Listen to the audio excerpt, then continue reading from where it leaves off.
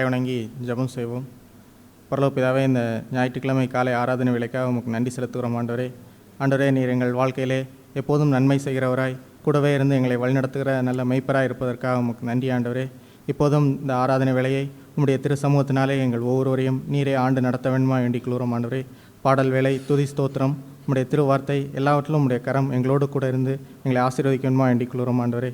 தொடர்ந்து நாங்கள் ஆண்டவரே உம்முடைய வார்த்தையை கேட்டு இன்னும் அதிகமாய் உமக்குள்ளே ஸ்திரப்படவும் ஊண்ட கட்டப்படவும் ஆண்டவரே, நல்ல திறந்த இருதயத்தோடு மனம் திரும்பி ஆண்டவரே உமக்குள்ளே ஓங்கி வளரவும் எங்கள் ஒவ்வொருக்கு உதவி தாரும். மீட்பேஸ்வரமாகிய இயேசு கிறிஸ்து மூலம் வேண்டிக் கொள்ளும் பரலோக பிதாவே, ஆமென்.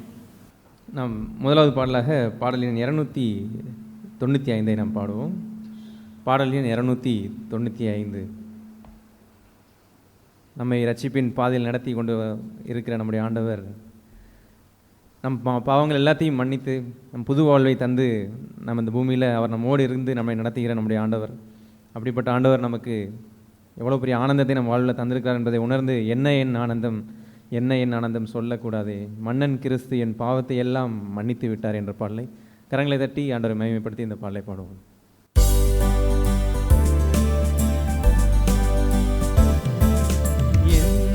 என் ஆனந்தம், என்ன என் ஆனந்தம் சொல்ல கூடாதே, என்ன என் ஆனந்தம், என்ன என் ஆனந்தம் சொல்ல கூடாதே.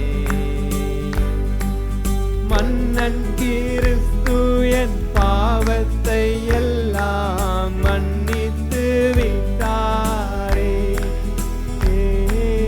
மன்னன் கிறிஸ்து என் பாவத்தை எல்லாம் மன்னித்து விட்டாரே. கூடுவோம், ஆடுவோம், பாடுவோம், ஒன்றா மகிழ் கொண்டாடுவோம். கூடுவோம், ஆடுவோம், பாடுவோம், ஒன்றாய் மகிழ் கொண்டாடுவோம். நாடியே நம்மை தேடியே வந்த நாதனை போற்றிடுவோம். நாடியே நம்மை தேடியே வந்த நாதனை போற்றிடுவோம். பாவங்கள், சாபங்கள், கோபங்கள் எல்லாம் பரிகரித்தாரே. பாவங்கள், சாபங்கள், கோபங்கள் எல்லாம் பரிகரித்தாரே. தேவாதி தேவன் என் உள்ளத்தில் வந்து தேற்றியே விட்டாரே.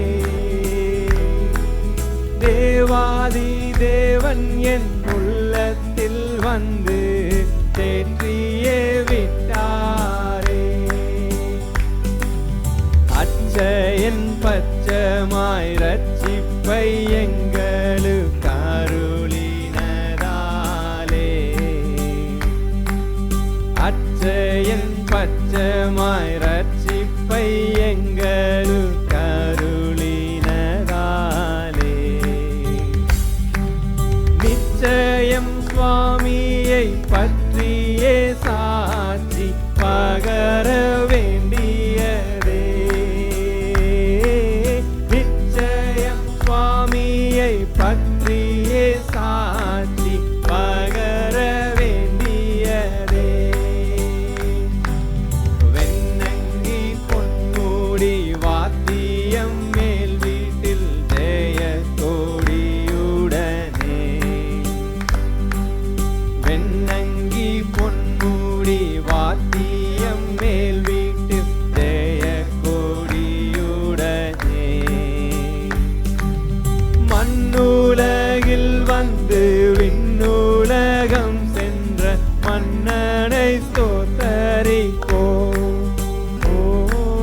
மண்ணுலகில் வந்து விண்ணுலகம் சென்ற மன்னனை ஸ்தோத்தரிப்போம்.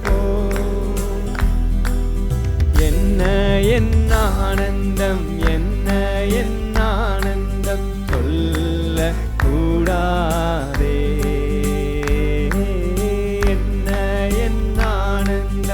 என்ன என் ஆனந்தம் சொல்ல கூடாதே. மன்னன் கிறிஸ்து என் பாவத்தை எல்லாம் மன்னித்து விட்டாரே. மன்னன் கிறிஸ்து என் பாவத்தை எல்லாம் மன்னித்து விட்டாரே. அல்லேலூயா. நாம் அடுத்ததாக 201வது பாடலை நாம் பாடுவோம். பாடல் எண் 201. இது நல்ல ஒரு நம் கிறிஸ்துவ ஜீவியத்தை சாராம்சத்தை அழகாக அந்த கிரீமை எடுத்து காட்டுகிற நல்ல ஒரு பாடல் இது. எல்லா சூழலும் எனக்கு ஏற்றபடியே இருந்தால் தான் பரவசமாக இருப்போம் என்பது இந்த உலகத்தில் யாருனாலும் சொல்லிடலாம். ஆனால் ஆண்டவரை நாம் பற்றி இருக்க, அதிசயங்களை செய்கிறவர்களை நாம் பற்றி இருக்க, எந்த சூழ்நிலையும் நாம் பாட முடியும், பரவசமான ஒரு வாழ்க்கையை வாழ முடியும் என்ற ஒரு சாராம்சத்தை எடுத்து காட்டக்கூடிய ஒரு நல்ல பாடல். இல்லை கடைசி 5வது சரணத்தில் கூட எந்த துன்ப பெருக்கிலையும் எந்த எதிர்ப்பு எனக்கு வந்தாலுமே கூட என் ஜெயகீதத்தை காப்பவர் என்பதை நல்ல அழகாக எடுத்து கூறக்கூடிய ஒரு பாடல். இப்படிப்பட்ட பாடல் வரிகளை உணர்ந்தவர்களாய் பாடுவேன் பரவசமாகுவேன் பறந்தோடும் இன்னலை என்று நாம் பாடுவோம்.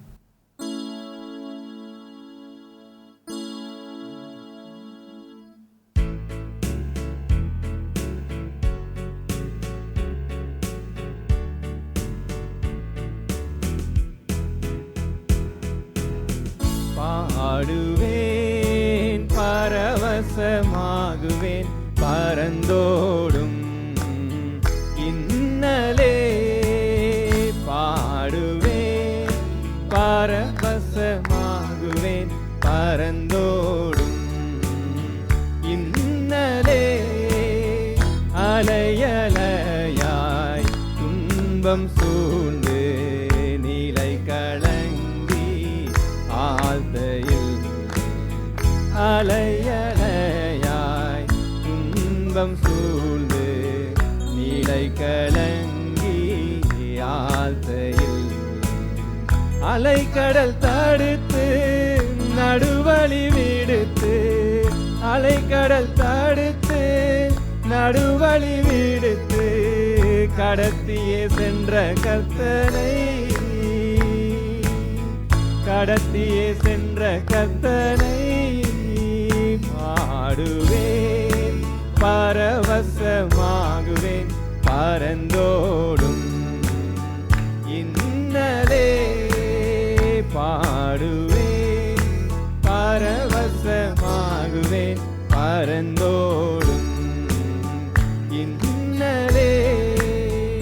என்று மாறும் எந்தன் துயரம் என்று மனமும் ஏங்கையில். என்று மாறும் எந்தன் துயரம் என்று மனமும் ஏங்கையில். மாறாவின் கசப்பை மதுரமுமாக்கி. மாறாவின் கசப்பை மதுரமுமாக்கி மகிழ்வித்த மகிபனையே. மகிழ்வித்த மகிபனையே பாடுவேன் பரவசமாகுவேன் பறந்தோடும் இன்னலே.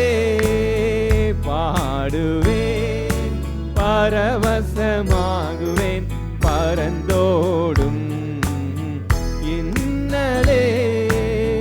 ஒன்றும் இல்லா பெருமை நிலையில் உதவுவாரற்று போகையில். ஒன்றுமில்லா பெருமை நிலையில் உதவுவாரற்று போகையில். கண்மலை பிளந்து தண்ணீரை சுரந்து.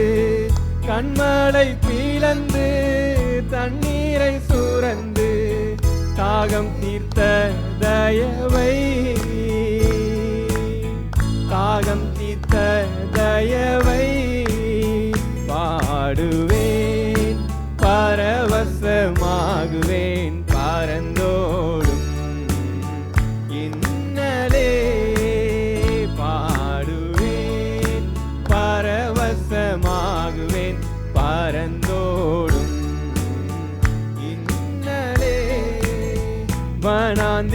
வனாந்திரமாய் வாழ்க்கை மாறி பட்டினி சஞ்சலம் நேர்கையில் வனாந்திரமாய் வாழ்க்கை மாறி பட்டினி சஞ்சலம் நேர்கையில் வானமன்னாவால் ஞானமாய் போஷித்த வானமன்னாவால் ஞானமாய் போஷித்த காணாத மன்னா இயேசுவை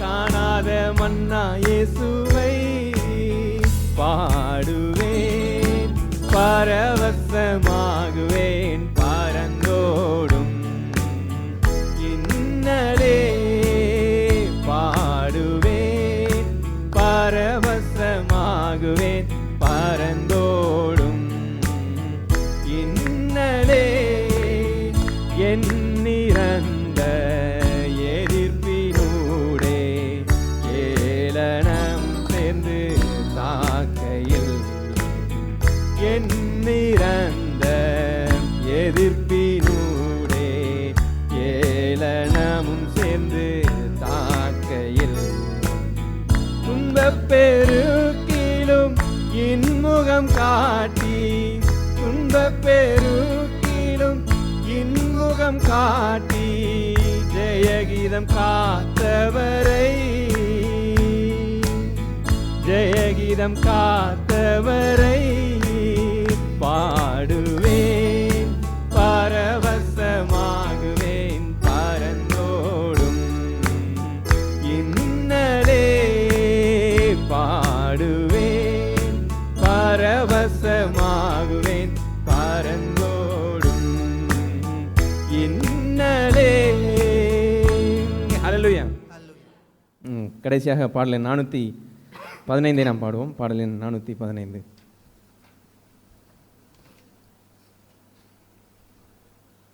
நம் வாழ்வை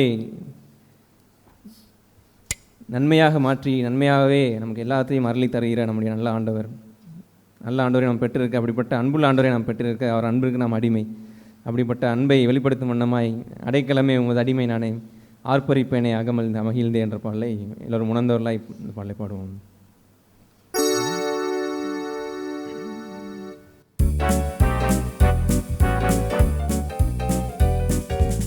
அடைக்கலமே உமதடிமை நானே ஆர்ப்பரிப்பேனே அகமகிழ்ந்தே கர்த்தர் நீர் செய்த நன்மைகளையே நித்தம் நித்தம் நான் நினைப்பேனே கர்த்தர் நீர் செய்த நன்மைகளையே நித்தம் நித்தம் நான் நினைப்பேனே அளவற்ற அன்பினால் அணைப்பவரே எண்ணற்ற நன்மையால் நிறைப்பவரே அளவற்ற அன்பினால் அணைப்பவரே எண்ணற்ற நன்மையால் நிறைப்பவரே மாசில்லாத நேசரே மகிமை பிரதாமா பாசத்தாலும் பாதம் பற்றிடுவேனே மாசில்லாத நேசரே மகிமை பிரதாவான் பாசத்தாலும் பாதம் பற்றிடுவேனே ஓ அடைக்கலமே உமதடிமை நானே ஆர்ப்பரிப்பேனே அகமகிழ்ந்தே கர்த்தர் நீர் செய்த நன்மைகளையே நித்தம் நித்தம் நான் நினைப்பேனே கர்த்தர் நீர் செய்த நன்மைகளையே நித்தம் நித்தம் நான் நினைப்பேனே கர்த்தரே உம் செய்கைகள் பெரியவைகளே சுத்தரே உம் செயல்கள் மகத்துவமானதே கர்த்தரே உம் செய்கைகள் பெரியவைகளே சுத்தரே உம் செயல்கள் மகத்துவமானதே நித்தியரே உம் நியாயங்கள் என்றும் நிற்குமே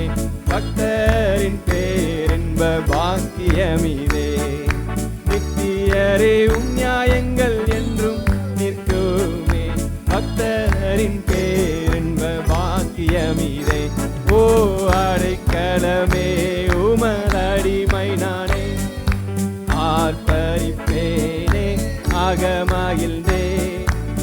கர்த்தர் நீ செய்த நன்மைகளையே நித்தம் நித்தம் நான் நினைப்பேனே. கர்த்தர் நீ செய்த நன்மைகளையே நித்தம் நித்தம் நான் நினைப்பேன். என்னை என்றும் போதித்து நடத்துபவர், கண்ணை வைத்து ஆலோசனை சொல்லுபவரே. என்னை என்றும் போதித்து நடத்துபவரே, கண்ணை வைத்து ஆலோசனை சொல்லுபவரே. நடக்கும் வழிதனை காட்டுபவரே, நம்பி வந்தோரை கிருபை சூழ்ந்து கொள்ளுதே. நடக்கும் வழிதனை காட்டுபவரை, நம்பி வந்தோரை கிருபை சூழ்ந்து கொள்ளுதே. ஓ அடைக்கலமே உமதடிமை நானே, ஆர்ப்பரிப்பேனே ஆக மகிழ்ந்தேன். கர்த்தர் நீ செய்த நன்மைகளையே நித்தம் நித்தம் நான் நினைப்பேனே. கரம் பற்றி நடத்தும் கர்த்தர் நீரல்லோ, கூப்பிட்ட என்னை குணமாக்கி நீரல்லோ. கரம் பற்றி நடத்தும் கர்த்தர் நீரல்லோ, கூப்பிட்ட என்னை குணமாக்கி நீரல்லோ. குழியில் விழாதபடி காத்து கொண்டீரே, அழுகையை களிப்பாக மாற்றி விட்டீரே. குழியில் விழாதபடி காத்து கொண்டீரே, அழுகையை களிப்பாக மாற்றி விட்டீரே. ஓ அடைக்கலமே உமதடிமை நானே, ஆர்ப்பரிப்பேனே ஆக மகிழ்ந்தேன். கர்த்தர் நீ செய்த நன்மைகளையே நித்தம் நித்தம் நான் நினைப்பேனே. கர்த்தர் நீ செய்த நன்மைகளையே நித்தம் நித்தம் நான் நினைப்பேனே. பாவங்களை பாராதென்னை பற்றி கொண்டீரே, சாபங்களை நீக்கி சுத்த உள்ளம் தந்தீரே. பாவங்களை பாராதென்னை பற்றி கொண்டீரே, சாபங்களை நீக்கி சுத்த உள்ளம் தந்தீரே. ரட்சண்யத்தின் சந்தோஷத்தை திரும்ப தந்தீரே, உற்சாக ஆவி என்னை தாங்க செய்தீரே. ரட்சண்யத்தின் சந்தோஷத்தை திரும்ப தந்தீரே, உற்சாக ஆவி என்னை தாங்க செய்தீரே. ஓ அடைக்கலமே உமதடிமை நானே, ஆர்ப்பரிப்பேனே ஆக மகிழ்ந்தேன். கர்த்தர் நீ செய்த நன்மைகளையே நித்தம் நித்தம் நான் நினைப்பேனே. கர்த்தர் நீ செய்த நன்மைகளையே நித்தம் நித்தம் நான் நினைப்பேனே. அல்லேலூயா. நம் வாழ்வில் எண்ணற்ற நன்மையாய் நிரப்பி வருகிற நம்முடைய ஆண்டவர், நம்மை நடத்தி வந்த பாதை, கடந்து வந்த பாதையை திரும்பி பார்த்து ஆண்டவருக்கு நன்றி சொல்வதை தவிர வேற ஒன்றும் நான் நாவில் இருக்காது. ஏன்னா அப்படிப்பட்ட நல்ல ஆண்டவரையும் சர்வ வல்லரையும் நாம் பெற்றிருக்கிறோம். அப்படிப்பட்ட நல்ல ஆண்டவரை நம்ம எல்லோரும் இருபத்தி நாளத்திலிருந்து அவர் அன்பை உணர்ந்தவர்களாய், அவர் மகத்துவத்தை உணர்ந்தவர்களாய், அவர் நமக்கு கொடுத்திருக்கிற ஒரு பாக்கியத்தை உணர்ந்தவர்களாய், இப்படிப்பட்ட ஒரு பாக்கியமான வாழ்க்கையின் மேன்மை உணர்ந்தவர்களாய் ஆண்டவரை மகிமைப்படுத்தி 24 ஆண்டவரை துதிக்க கிடுவோம். Thank you Jesus, praise you father. அப்பா நீர் நல்லவர், நீர் நல்லவர் என்று நாங்கள் 24 துதிக்கிறோம், ஸ்தோத்திரிக்கிறோம். ஆண்டவரே எங்கள் வாழ்வில் அவ்வளவு எண்ணற்ற நன்மைகளால் நீ நினைத்து வைத்திருக்கிறேன். நன்றி. எங்கள் ஆத்துமா ஆண்டவரே அழிவுக்கு தப்பி அப்பா எங்கள் ஜீவனை அடையும்படியாக எங்களுக்கு கொடுத்திருக்கிற இந்த வாழ்க்கைக்காக நன்றி நன்றி துதிக்கிறோம், ஸ்தோத்திரிக்கிறோம். ஆண்டவரே எங்கள் வாழ்க்கையில் எந்த சூழ்நிலையிலும் பாடுவேன், பரவசமாகுவேன் என்று பாடக்கூடிய ஒரு பாக்கியத்தை எங்களுக்கு கற்றுத்தந்திருக்கிறீங்களே, நன்றி. Secret of the living life, Lord, secret of the godliness you have taught us, Lord. எங்களுக்கு அப்படிப்பட்ட ஒரு பாக்கியத்தை, அப்படிப்பட்ட ஒரு ரகசியத்தை எங்களுக்கு கற்று தந்து வந்து இம்மட்டுமாய் நடத்த, இனிமேலும் நடத்த வல்லவராக எங்கள் வாழ்க்கையில் இருக்கிறீங்களே, அதற்காக நன்றி நன்றி துதிக்கிறோம், ஸ்தோத்திரிக்கிறோம். அப்பா thank you Jesus, praise you father for your goodness in our life, lord. Thank you lord, thank you lord. கடந்து வந்த பாதைகளை திரும்பி பார்க்கிறேன், கண்ணீரோடு கர்த்தாவே நன்றி சொல்கிறேன். நன்றி சொல்கிறேன், நான் நன்றி சொல்கிறேன். அனாதையாய் அலைந்தே நான் திரிந்தேன் ஐயா, அனாதையாய் அலைந்தே நான் திரிந்தேன் ஐயா. அழாதே என்று சொல்லி அணைத்தீரையா, அழாதே என்று சொல்லி அணைத்தீரையா. அப்பா உமக்கு நன்றி, ராஜா உமக்கு நன்றி. அப்பா உமக்கு நன்றி, ராஜா உமக்கு நன்றி. நம்ம எல்லோரும் சுருக்கமாக ஆண்டவருக்கு நாளத்திலிருந்து உண்மையாய் துதிகளையும் நன்றிகளையும் ஏறெடுப்போம். நாம் இந்த கிறிஸ்தவ ஜீவியத்தில் நம்ம ஒன்று அறிந்து கொள்ள வேண்டும். நமக்கு நம் எதிரி யார் என்பதை அறிந்து கொள்வதும் நம்முடைய பங்காய் இருக்கிறது. ஏன்னா நம்முடைய சந்தோஷமும் நம்முடைய சமாதானம் நிறைந்த ஒரு வாழ்க்கையும் நம்ம எப்பொழுதும் கர்த்தருக்குள்ளாக சந்தோஷமாக இருக்கக்கூடிய ஒரு ஜீவியத்தை வாழும்படியாக வாழாதபடிக்கு, அந்த சந்தோஷத்தை பறித்து போடும்படிக்கு பிசாசானவன் எப்பொழுதும் கர்ஜிக்கிற சிங்கத்தை போலவே சுற்றி வருகிறான். அப்பொழுது நம்ம டிஸ்கரேஜ்மெண்ட்லேயும் எப்பயுமே ஒரு சந்தோஷம் இல்லாத ஒரு தன்மையிலையும் அமர்ந்திருக்கிறதை பார்ப்பதில் அவனுக்கு ஒரு சந்தோஷம். அவன் அப்படியே பின்வாங்கி, அந்த விசுவாசத்திலிருந்து பின்வாங்கி அவிசுவாசத்துக்குள்ளார வழி நடத்தி கர்த்தரை விட்டு விலகச் செய்து அப்படியே அவனுக்கென்று உருவாக்கப்பட்ட, அவனுக்கென்று இருக்கக்கூடிய அந்த நரகத்திற்கு நம் ஆத்துமாவையும் இழுத்து செல்வதற்கு அவன் வாஞ்சையாக இருக்கிறான்.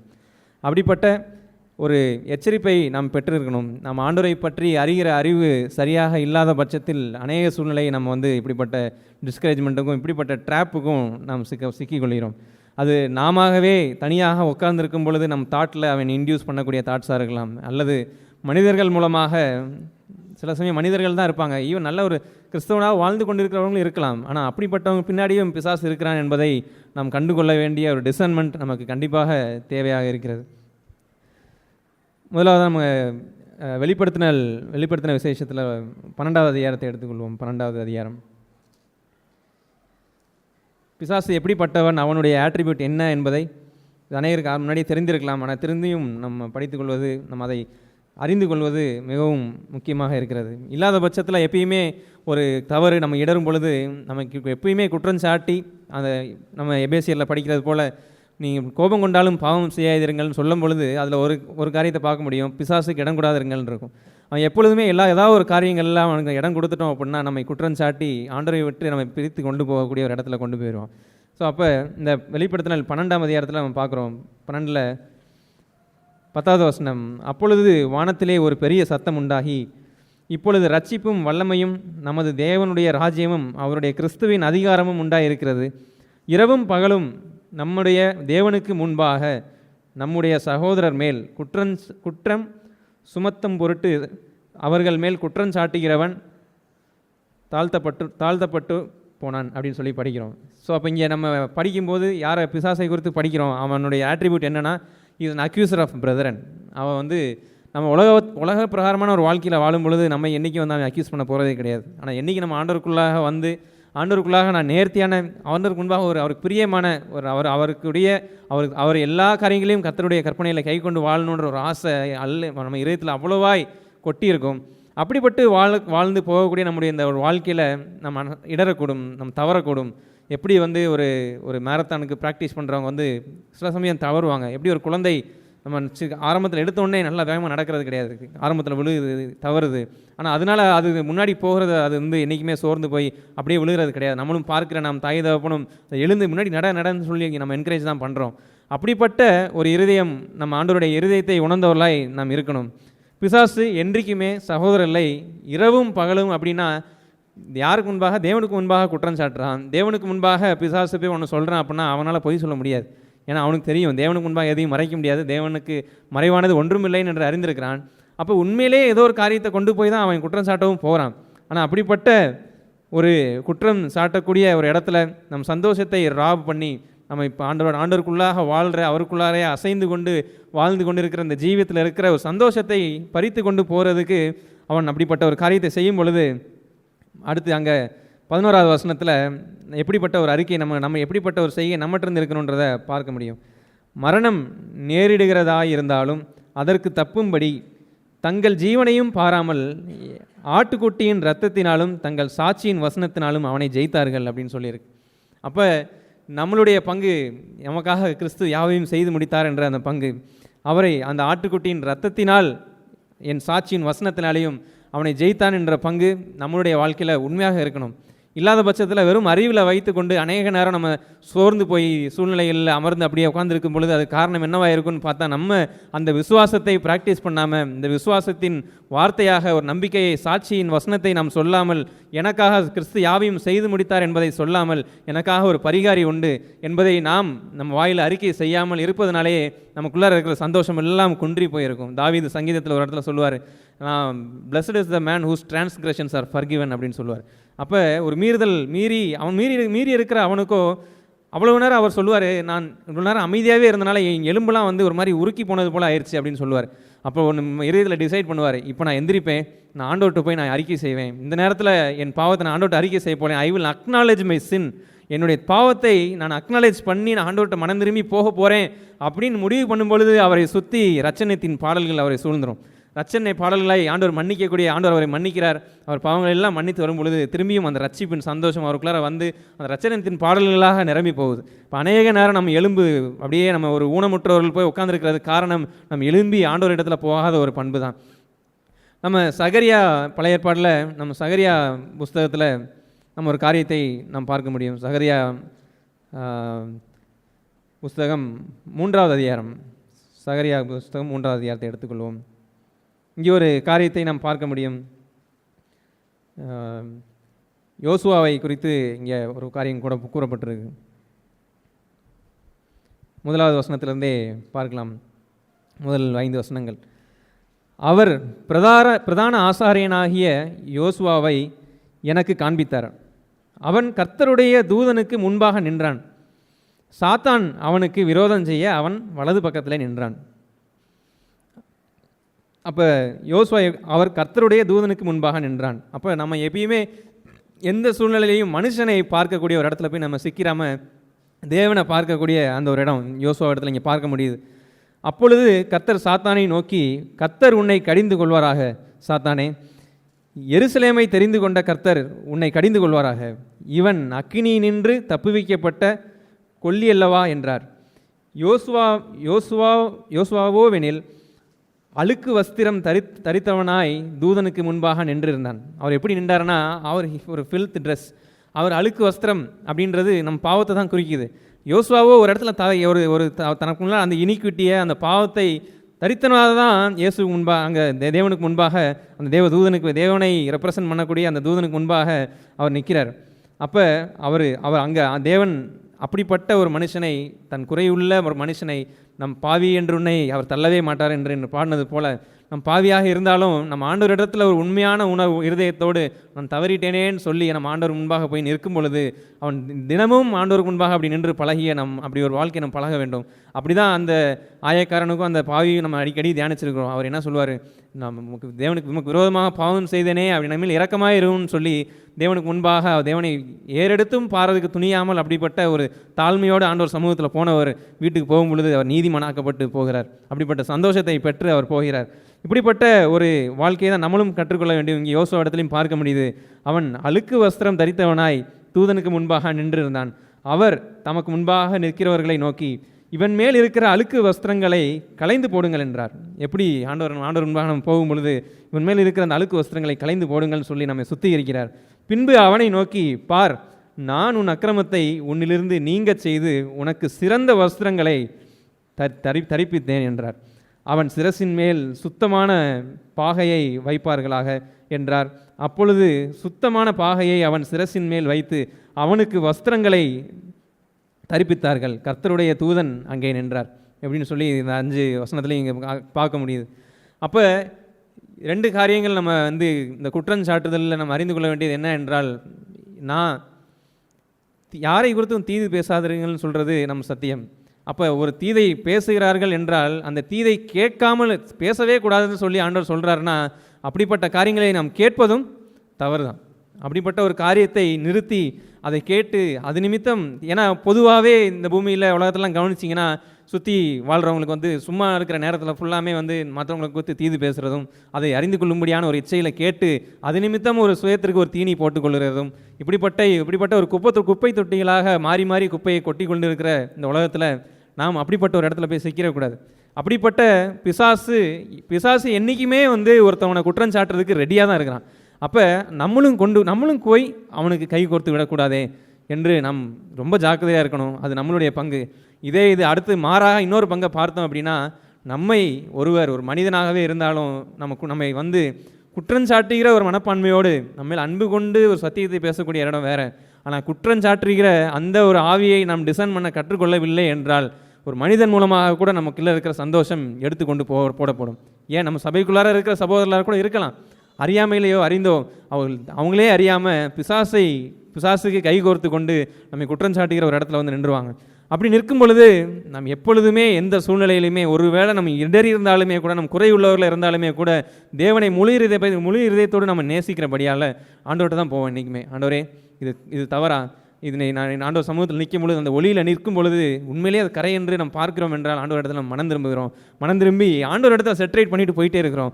இது ஒரு காரியமும் இல்லாமல் ஆண்டவர் என்னை மன்னித்த ஒரு பங்கை, ஆண்டவர் எனக்கு நான் மனம் திரும்பி அந்த காரியங்களை சீர்பொருந்தின ஒரு பண்பையும் ஒரு மனிதன் எப்பொழுதெல்லாம் அடிக்கடி அப்படி நம்ம நம்மை குற்றஞ்சாட்டும்படியாக நிற்கும் பொழுது நம்ம எப்பொழுதுமே மனுஷனுடைய ஒப்பீனியனில் போய் நம்ம பலியாகிடக்கூடாது.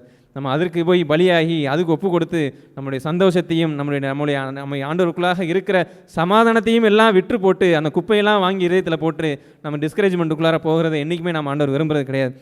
அப்போது இந்த ரெண்டு பங்குலையுமே நம்ம ரொம்ப கேர்ஃபுல்லாக இருக்கணும்.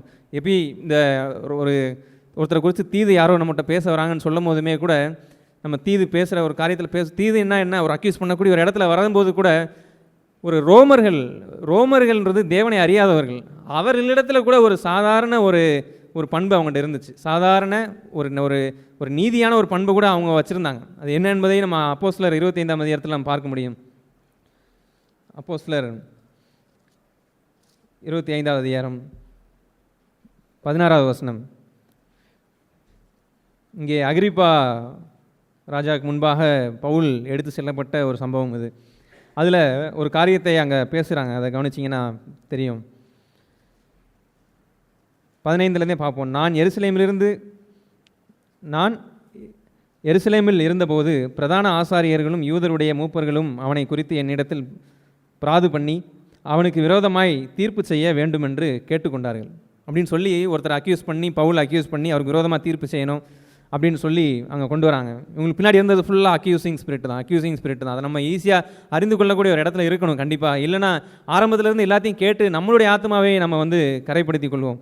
அப்போ அப்படி வரும் பொழுது நான் எருசலேமில் இருந்தபோது அவர் 16வது வசனம், அவர்களுக்கு நான் பிரதியுத்தரமாக குற்றஞ்சாட்டப்பட்ட மனுஷன் குற்றஞ்சாட்டினவர்களுக்கு முகமுகமாய் நின்று சாட்டின குற்றத்திற்கு தனக்காக எதிர் உத்தரவு சொல்ல அவனுக்கு இடங்கிடைக்கிறதுக்கு முன்னே குற்றஞ்சாட்டினவர்கள் பட்சமாய் அவனை மரணத்திற்கு ஒப்பு கொடுக்கிறது ரோமருக்கு வழக்கமல்ல என்றேன் அப்படின்னு சொல்கிறாங்க. அப்போ ஒரு குற்றஞ்சாட்டப்பட்டவனை அந்த குற்றஞ்சாட்டினவர் 2 பேரும் அங்கே ஃபேஸ் டு ஃபேஸ் மீட் பண்ணி அவருக்கு குற்றஞ்சாட்டினதுக்கு அகெயின்ஸ்டாக அவருக்கு ஒரு பதில் சொல்கிறதுக்கே ஒரு இடம் கொடுக்கணும்.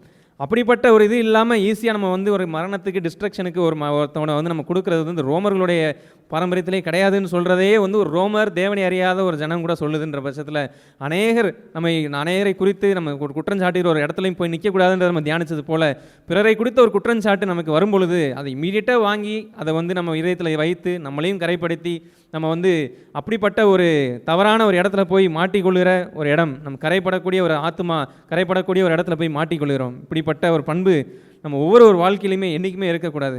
அப்படி தான் அநேக காரியங்கள் நம் சபையிலேயே கூட நடந்த சில காரியங்கள் குற்றம் சாட்டுகிறது, எதையும் தீர விசாரிக்காமல் என்ன நடந்தது கூட என்பதை அறியாமல் மாறி மாறி குற்றம் சாட்டி கொண்டு அதை குற்றம் சாட்டி அந்த குற்றம் சாட்டுதலை ஏற்றுக்கொண்டு இப்படிப்பட்ட ஒரு ரோமர்களிடத்தில் இருந்த ஒரு நீதி கூட அங்கே காணப்படாமல் அநேகர் தங்களை கரைப்படுத்தி கொண்ட ஒரு இடத்திற்காகவும் போய் மாட்டிக்கொள்கிறார்கள். அப்படி ஒருபோதும் நாம் இல்லாத பட்சத்தில் நாமும் ஒருபோதும் எந்த மனுஷனையும் இவன் தேவன் அல்ல அப்படின்னு சொல்லி குற்றம் சாட்டுறது ரொம்ப ஈஸி. யாருமே இன்னும் தேவன் இல்லை, யாரும் பெர்ஃபெக்ட் ஆகலை.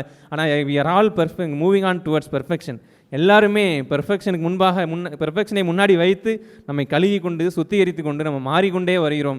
உள்ளான மனிதன் ஒவ்வொரு நாளுக்கு நாள் புதிதடைந்து தான் மாறிக்கொண்டு நம்ம வந்துட்டு இருக்கோம். அப்படி இருக்க பட்சத்தில் ஒரு மனிதனை பார்த்து ஈஸியாக குற்றம் சொல்கிறது ரொம்ப ஈஸி. ஆனால் உண்மையிலேயே ஆண்டவர் இடத்துல இருந்து பழகி வந்தவன் ஈஸியாக அவன் குற்றம் சொல்ல மாட்டான். ஆனால் ஒருவேளை அப்படி இடர்னாலுமே கூட அந்த இடத்துல நான் தேறி வந்தவனாக இருந்தாலுமே கூட நான் ஆவிக்குரியவனாக இருக்கிற பட்சத்தில் அவனை ஒரு ஜென்டில் ஸ்பிரிட்டில் அவன் தூக்கி எடுக்கக்கூடிய ஒரு அன்பு தான் அங்கே காணப்படுமே இல்லாமல் ஒரு கல்லெறிகிறது காணப்படாது. ஒருபோதும் நம்ம அந்த பிசாசை போல பிசாசு எப்படி யோசுவாவை குற்றம் சொல்லுவதற்கு தேவனுக்கு முன்பாக பிசாசு நிற்கிறான் அப்படின்னா ஒருபோதும் நம்ம ஆரம்பத்தில் தியானித்தது போல் அவன் இல்லாத காரியத்துக்காண்டி நிற்கல, ஏதோ இருக்கிற காரியத்துக்காண்டி தான் நிற்கிறார். ஆனால் யோசுவாவோ தேவனுக்கு முன்பாக நின்று பழகினவர். அவர் ஒருபோதும் தன்னை சாத்தானுக்கு நேராக திரும்பலை, தேவனுக்கு நேராகவே பார்த்துட்டே இருந்ததுனால அவர் என்ன பண்ணுறாரு, நான் அவனை சுத்திகரிக்கிறேன்னு சொல்லி அவனுக்குள்ளே இருக்கிற அந்த அழுக்கான ஆடையை எடுத்து போட்டு ஒரு புதிய ஆடையை கொடுத்து அவரை உண்மையாக ஒரு நீதிமானாக மாற்றி நமக்காக பரிகாரியான கிறிஸ்து நமக்கு அப்படி தான் நம்மை நீதிமானாக மாற்றுகிற ஒரு இடத்துல இப்படிப்பட்ட ஒரு பாக்கியமான இடத்துல தான் வச்சிருக்கிறார். அதனால தான் நீதிமான் 7 முறை விழுந்தாலும் எழுந்தரிப்பான் நம்ம படிக்கிறது போல விழுந்த அடுத்த கணமே நம்ம ஒருவேளை தவறணும் இடர்னாலுமே கூட அந்த இடத்துல நம்ம சந்தோஷத்தை இழந்து போட்டுறாதபடி திரும்ப ஆண்டவர்கிட்ட ஓடக்கணும். திரும்ப ஆண்டவர்கிட்ட போய் ஆண்டவரே நான் எங்கே விட்டேன்றது தெரியும், ஆண்டவரே என்னை மன்னிங்க, நான் மனம் திரும்புகிறேன் ஆண்டவரே, ஐ வில் அக்னாலஜ் மை சின். என்னுடைய பாவத்தை நான் மூடி மறைக்க போகிறது கிடையாது. பாவங்களை மறைக்கிறவன் வாழ்வடைய மாட்டான் என்ற ஆண்டவரே, என் பாவத்தை நான் மறைக்க போகிறது கிடையாது. அந்த பாவத்தை நான் ஓப்பனாக நான் அக்னாலேஜ் பண்ணுறேன் முன்பாக நான் செய்த தவறு என்று ஆண்டவர் இடத்துல போகும் பொழுது ஆண்டவர் என்றைக்குமே நீ பிசாசு இடத்துல திரும்பி பார்த்து நீ சொல்வது சரிதான், இவனை நான் உன்னை யோசுவாவை நான் ரெபியூக் பண்ணுறேன், அவனை நான் கடிந்து கொள்கிறேன்னு அவர் சொல்லலை.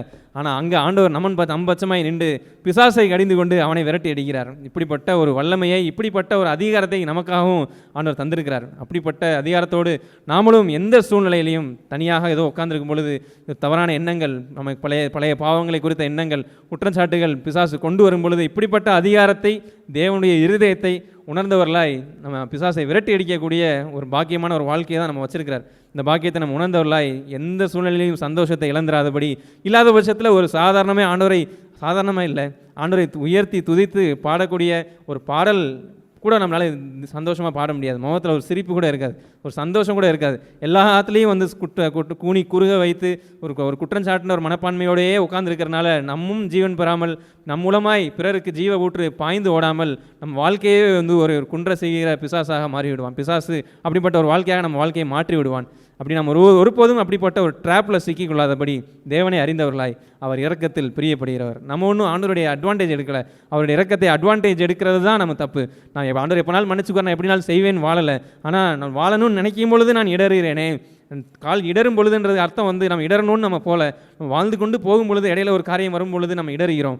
அப்போ இடரும் பொழுது நம்மை தாங்குகிறார், கீழே விழாதபடி நம்ம தாங்குகிற நல்ல கர்த்தர். இப்படிப்பட்ட ஆண்டவரின் இருதயத்தை உணர்ந்தவர்களாய் ஆண்டவர் அப்படிப்பட்ட ஒரு ஆண்டவருடைய இருதயத்தை நாம் உணர்ந்து அதை வெளிப்படுத்தும் வண்ணமாக இந்த பூமியில் வாழும் பொழுது உண்மையாகவே ஒரு விடுதலையும் ஒரு சந்தோஷமும் எப்பொழுதுமே ஒரு முகத்தில் ஒரு சந்தோஷமும் சிரிப்பும் ஒரு மகிழ்ச்சியை வெளிப்படுத்தும் வண்ணமாய் அது மற்றவர்களுக்கு ஜீவனை கொண்டு போய் சேர்க்கும் வண்ணமாக தான் இந்த பூமியில் நாம் வாழ்வோம். இப்படிப்பட்ட ஒரு வாழ்க்கையை வாழும் பொழுது பிறரை குற்றம் சாட்டும் இடத்துல நம்ம போக மாட்டோம். ஏன்னா நமக்கு தெரியும் எத்தனை இடத்துல ஆண்டவர் முன்பாக நான் போய் நிற்கும் பொழுது ஒருபோதும் அவர் என்னை கடிந்து கொண்டதில்லை, பிசாசை கடிந்து கொண்டு என்னை அனுப்பி என்னை சுத்திகரித்து என்னை நீதிமானாக்கின என்னுடைய ஆண்டவர். இப்படி இருக்க இந்த சகோதரனுக்கும் அவர் அப்படி உதவி செய்வார். ஒருவேளை இடறுகிறதை நம்ம டிரான்ஸ்கிரஸ் பண்ணுறதை நம்ம பார்க்குறோம், அதில் தேறினாலும் நம்ம தூக்கி எடுக்கக்கூடிய அன்பு தான் நம்ம பெற்றிருப்போம். இப்படிப்பட்ட ஒரு அன்பின் வாழ்க்கையை நம்ம உணர்ந்தவர்களாய் இப்படிப்பட்ட ஒரு குற்றச்சாட்டுதலுக்கு நம்ம பலியாகிறாதபடி நாமும் பிசாசுக்கு கை கோர்த்து விடாதபடி, இல்லை பிசாசை கை கோர்த்து கொண்டு நம்மக்கிட்ட குற்றம் சாட்டுகிறவர்களுக்கு நாம் ஒரு குப்பை தொட்டியாக மாறிவிடாதபடி இதில் ரொம்ப ரொம்ப ஜாக்கிரதையும் விழிப்புள்ள ஒரு வாழ்க்கை வாழும்படியாக நம்ம எல்லோருக்கும் ஆண்டவர் உதவி செய்வாராக. ஆமீன். தேவன் பேசின அவருடைய வார்த்தைகளுக்காக நான் தேவனுக்கு நன்றி செலுத்துகிறேன். நம்முடைய ஆவிக்குரிய ஜீவியத்திலே நாம் முன்னேறி செல்வதற்கு தடையாக பல காரியங்களை சத்ருவாகிய சாத்தான் நம்முடைய வாழ்க்கையிலே கொண்டு வந்து நம்முடைய வேகத்தை குறைப்பதற்கு அவன் முயற்சி செய்வான். அப்படிப்பட்ட ஒரு பகுதி இந்த குற்றம் சாட்டுகிற பகுதி. ஒரு குற்ற உணர்ச்சியை கொடுத்து நம்முடையத்திலே இருக்கிற ஆவிக்குரிய அந்த வேகத்தை குறைத்து நம்மை கூனி குறுகி உட்கார வைக்கிற ஒரு ஒரு பகுதியை அவன் தந்திரமாய் நம்முடைய வாழ்க்கையிலே அவன் பயன்படுத்த முடியும். நாம் இன்று கேட்டது போல அந்த யோசுவாவோ எப்போதும் அவன் தேவனையே நோக்கி பார்த்து தேவனுடைய பார்வையிலே அவர் ஜீவித்தது போன்ற அந்த வாழ்க்கையை கொண்டிருந்ததினால் இது போன்ற தந்திரத்தை நம்முடைய வாழ்க்கையிலே அவன் சாத்தான் கொண்டு வர நேர்ந்தாலும் நாமும் தேவனை பார்க்கிற அந்த வாழ்க்கையிலே இருக்கும்போது நாம் அதை ஜெயித்து வர தேவன் உதவி செய்வார். அப்படிப்பட்ட ஒரு வாழ்க்கையை எப்போதும் தேவனுக்கு முன்பாக நின்று வாழ்கிற வாழ்க்கை. அவர் இந்த சூழ்நிலையிலே என்னிடத்திலே என்ன சொல்ல விரும்புகிறார், நான் இதிலே எப்படி சீர்பட வேண்டும் என்று ஏதோ வெளிப்படையாக மனுஷருக்கு முன்பாக என்று இல்லாமல் தேவன் இதிலே எனக்குள்ளே சீர்படுத்தப்பட வேண்டிய பகுதியை நான் தேவனுக்கு முன்பாக சீர்படுத்தி வாழும்போது இது போன்ற குற்ற உணர்ச்சியையும் இதனால் நான் என்னுடைய ஆவிக்குரிய வேகத்தை நான் குறைத்து கூனி குறுகி உட்காருகிற பகுதிக்கு நேராக செல்லாமல் தேவன் இன்னும் முன்னேறி செல்ல உற்சாகப்படுத்துகிற ஒரு வாழ்க்கைக்குள்ளாக நடத்தி செல்வார். அப்படிப்பட்ட ஒரு வாழ்க்கையை எப்போதும் எந்த சூழ்நிலையிலையும் அந்த வெளிப்படுத்தல் புத்தகத்திலே 12ஆம் அதிகாரத்திலே படித்தது போல அவர்கள் ஆட்டுக்குட்டியின் இரத்தத்தினாலும் தங்கள் சாட்சியின் வசனத்தினாலும் அவனை ஜெயித்தார்கள் என்று சொன்னது போல சொல்லப்பட்டிருக்கிறது போல எந்த சூழ்நிலையிலையும் நான் அப்படி தேவனுடைய இரத்தத்தையும் அவருடைய வசனத்தின் மீது கொண்ட அந்த விசுவாசத்திலையும் அதை நான் அறிக்கை செய்து முன்னேறி செல்லுகிற அந்த வாழ்க்கையிலே வாழ வேண்டும் என்று விரும்புகிறேன். தேவன் அப்படி வாழ உதவி செய்வார்னு நம்பிக்கை கேடுகிறேன். ஆமென். Price Lord. சகோதரர்கள் மூலமாக தேவன் பேசின வார்த்தைகளுக்காக தேவனை நான் துதிக்கிறேன். தேவனுக்கு முன்பாக நிற்கிறது அதுதான் எல்லா விஷயத்துக்குமே ஆன ஒரு சொல்யூஷனும் கூட. இப்போ நம்ம கேட்டது மாதிரி இந்த குற்றம் சாட்டுறதுன்றது 2 விதத்தில் பிசாசு செயல்படுறத சகோதரர்கள் அழகாக எடுத்து காமிச்சாங்க. ஒன்று, எனக்குள்ளே இருக்குது, நீ இதில் ஜெயிக்கவே முடியாது, இதில் நீ அவ்வளோதான், இதிலே தான் விழுந்துக்கிட்டே இருக்க அப்படின்னு சொல்லி எனக்குள்ளே ஒரு குற்றம் சாட்டுறது. இன்னொரு எண்டு வந்துட்டு எனக்குள்ளே இருக்க பாவத்தை மறந்துட்டு மற்றவங்கள குற்றம் சாட்டுற தொடங்கிடுறது. அதாவது பவுல் ஒரு இடத்துல கேட்பார், உலகத்துக்குரிய காரியங்களாக இருந்துச்சுன்னா நீங்கள் குறை சொல்கிறது உலகத்துக்குரிய காரியங்களாக இருந்தால் நீங்கள் ஏன் அதை சகிச்சிக்க கூடாது அப்படின்னே சொல்லி கேட்பார். கொரிந்தியர்கிட்ட கேட்கும்போது சொல்லுவார். ஆனால் நீங்கள் அதை வழக்காக கொண்டு போகிறீங்களே அப்படின்ற ஒரு வார்த்தை, அது உலகத்துக்குரிய காரியம்னா ஜஸ்ட் ஃபர்கெட் அப்படின்ற மாதிரி தான் அவர் சொல்லுவார். நீங்கள் அதை சகிச்சுக்கோங்கன்ற இடத்துக்கு கொண்டு போய் நிறுத்துவார். அப்படி இல்லாமல் இல்லை அப்படின்னு சொன்னால் அந்த கம்பேர் பண்ணுறது, என்னோட அந்த பரிசேயன் சொன்னது மாதிரி என்னோட அவங்க பாவம்லாம் வந்துட்டு பெருசு அப்படின்ற மாதிரி ஒரு இடத்துக்கு போவோம். ஒரு இடத்துல இயேசு கிறிஸ்து எப்படி வரும், லூக்கா 13ஆம் அதிகாரம், இயேசு கிறிஸ்துட்ட அந்த கலிலேயர்கள் வந்துட்டு ஒரு விஷயத்துக்குள்ளே போவாங்க. அதாவது லூக்கா 13:1 அதிகாரம், பிலாத்து சில கலிலேயருடைய இரத்தத்தை அவர்களுடைய பலிகளோடு கலந்திருந்தான். அந்த வேளையிலே அங்கே இருந்தவர்களில் சிலர் அந்த செய்தியை அவருக்கு அறிவித்தார்கள். இப்படி சொல்லும்போது அவங்க என்னோட மோசமான பாவிகள், எங்களோட அவங்க மோசமான பாவிகள் அப்படின்ற மாதிரி தான் இயேசு கிறிஸ்துட்ட அவங்க போர்ட்ரேட் பண்ண ட்ரை பண்ணாங்க. நாங்கள் இன்னும் சாகலை, நாங்கள் உயிரோடு இருக்கோம், கலிலேயர் ஒரு சிலரை கொண்டுட்டாங்க, இல்லை ஒரு கோபுரம் விழுந்து பல பேர் செத்துட்டாங்க, அதனால் எங்கள் பாவத்தோட அவங்க பாவம் வந்துட்டு பரவாயில்ல, அதை அவங்க பாவத்தோடு எங்கள் பாவம் பரவாயில்லன்ற அந்த ரேஷியோவை காமிக்கும்போது இயேசு கிறிஸ்து அங்கே சொன்னது வந்துட்டு நீங்களும் மனம் திரும்பாமல் போனால் அப்படி தான் இருக்கும்.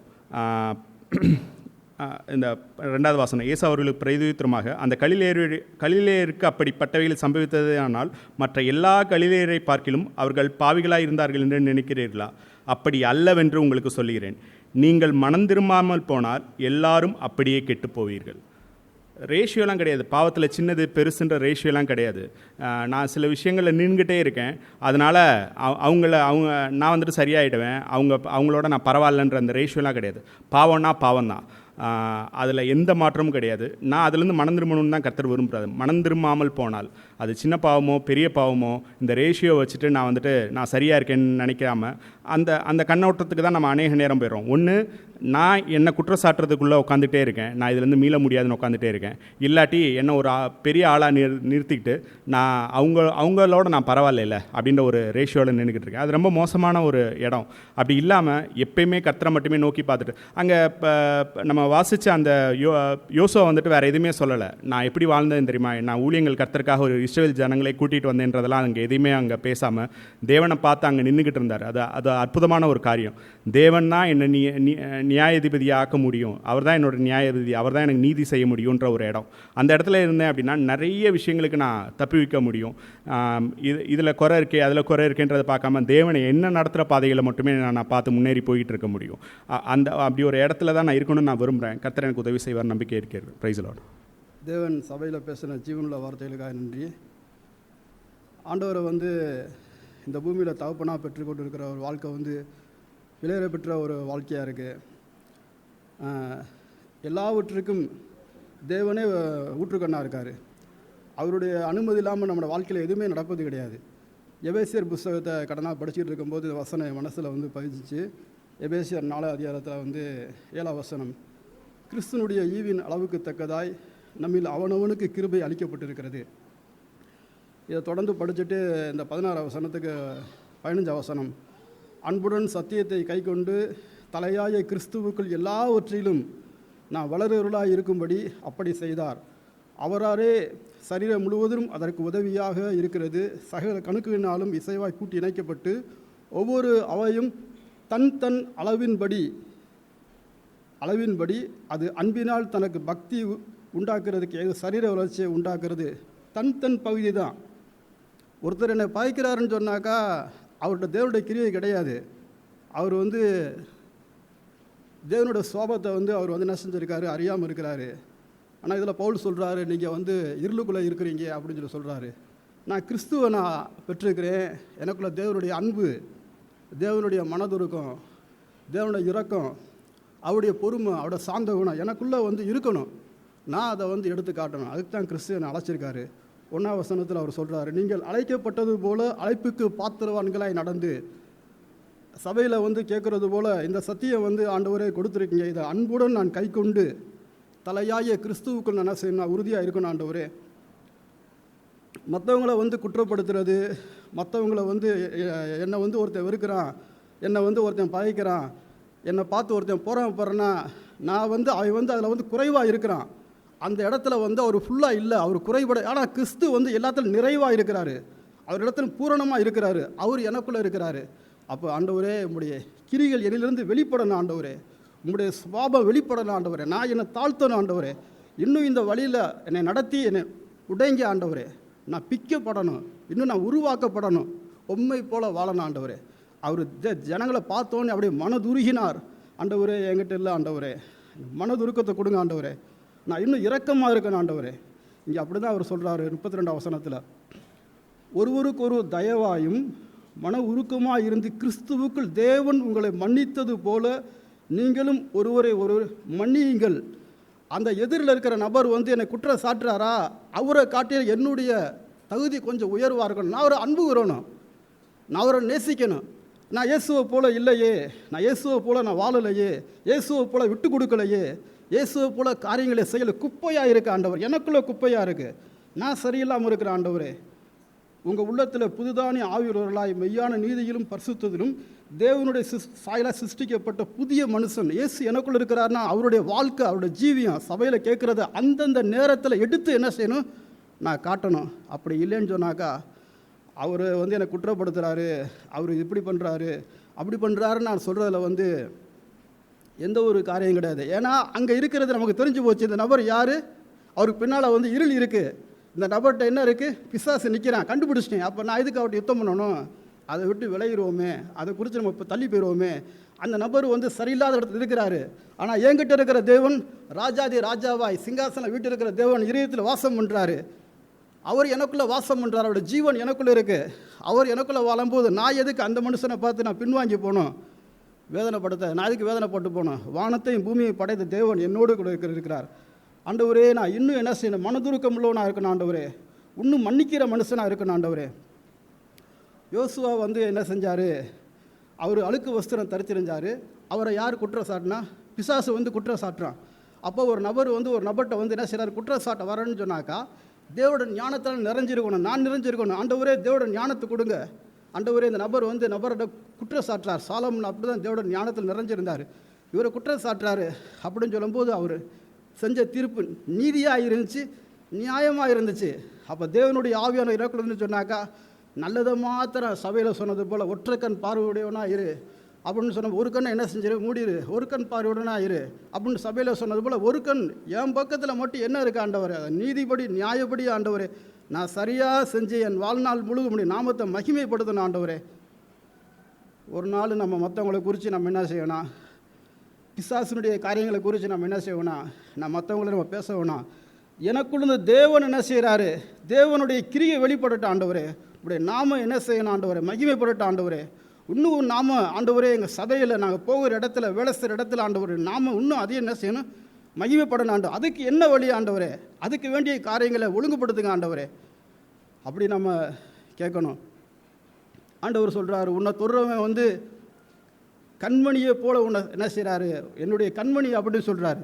அப்போ நம்மளை ஆண்டவர் எப்படி பார்க்குறாரு, இந்த கண்மணியை போல் ஆண்டவர் என்ன செஞ்சார், இந்த கண்மணியை போல் ஆண்டவர் என்ன செய்கிறாரு, தேவனுடைய அனுமதி இல்லாமல் தலையில் இருக்க முடியெல்லாம் ஆண்டவர் என்ன செஞ்சுருக்காரு, எண்ணி வச்சுருக்காரு. தேவனுடைய அனுமதி இல்லாமல் ஒரு முடி கூட என்ன செய்யாது, கீழே விழுகாது. தேவன் நம்மளை அழகாக பத்திரமாய் கண்மணி போல் என்ன செய்கிறார், நம்மளை பாதுகாத்துவார்.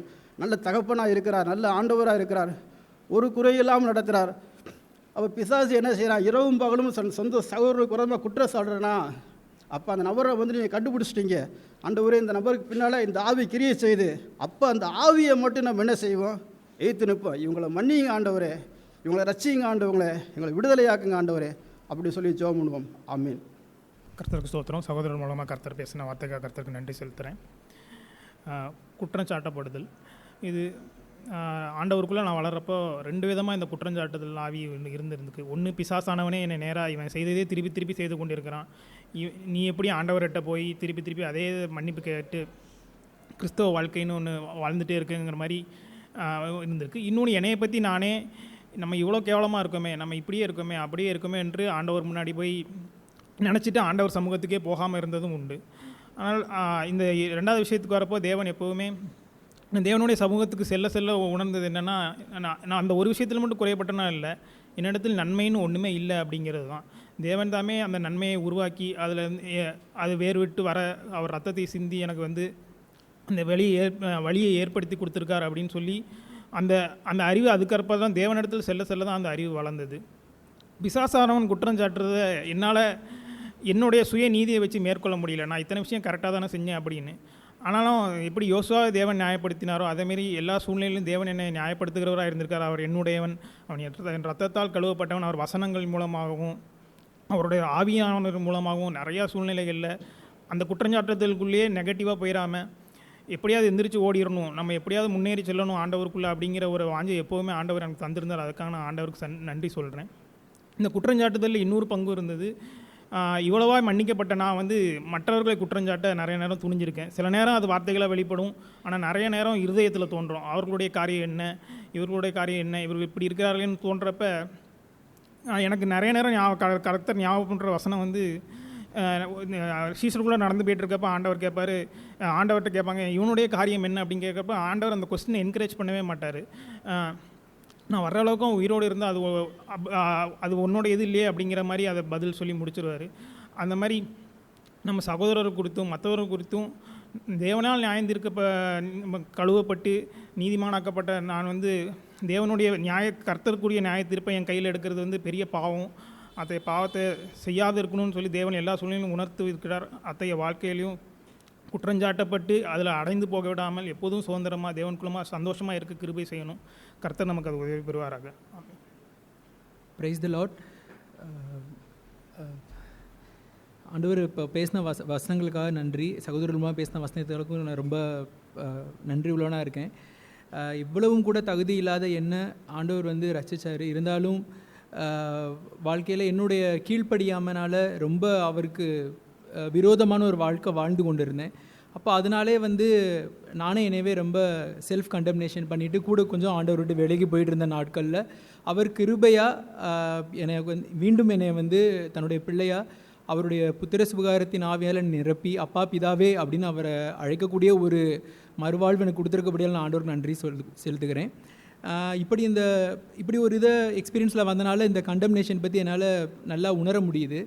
அதில் என்னாச்சு, இந்த மாதிரி கண்டம்னேஷன் வர வர எனக்குள்ள கில்ட்டும் ஷேம், அந்த குற்ற உணர்வு லஜ்ஜையால் நிரப்பப்பட்டு ரொம்ப ஒரு தகுதியின்மையோட வாழ்கிற ஒரு வாழ்க்கையாக இருந்த என்ன ஆண்டவர் ரொம்ப கிருபையாக விடுவிச்சதுக்காக நான் நன்றி செலுத்துக்கிறேன்.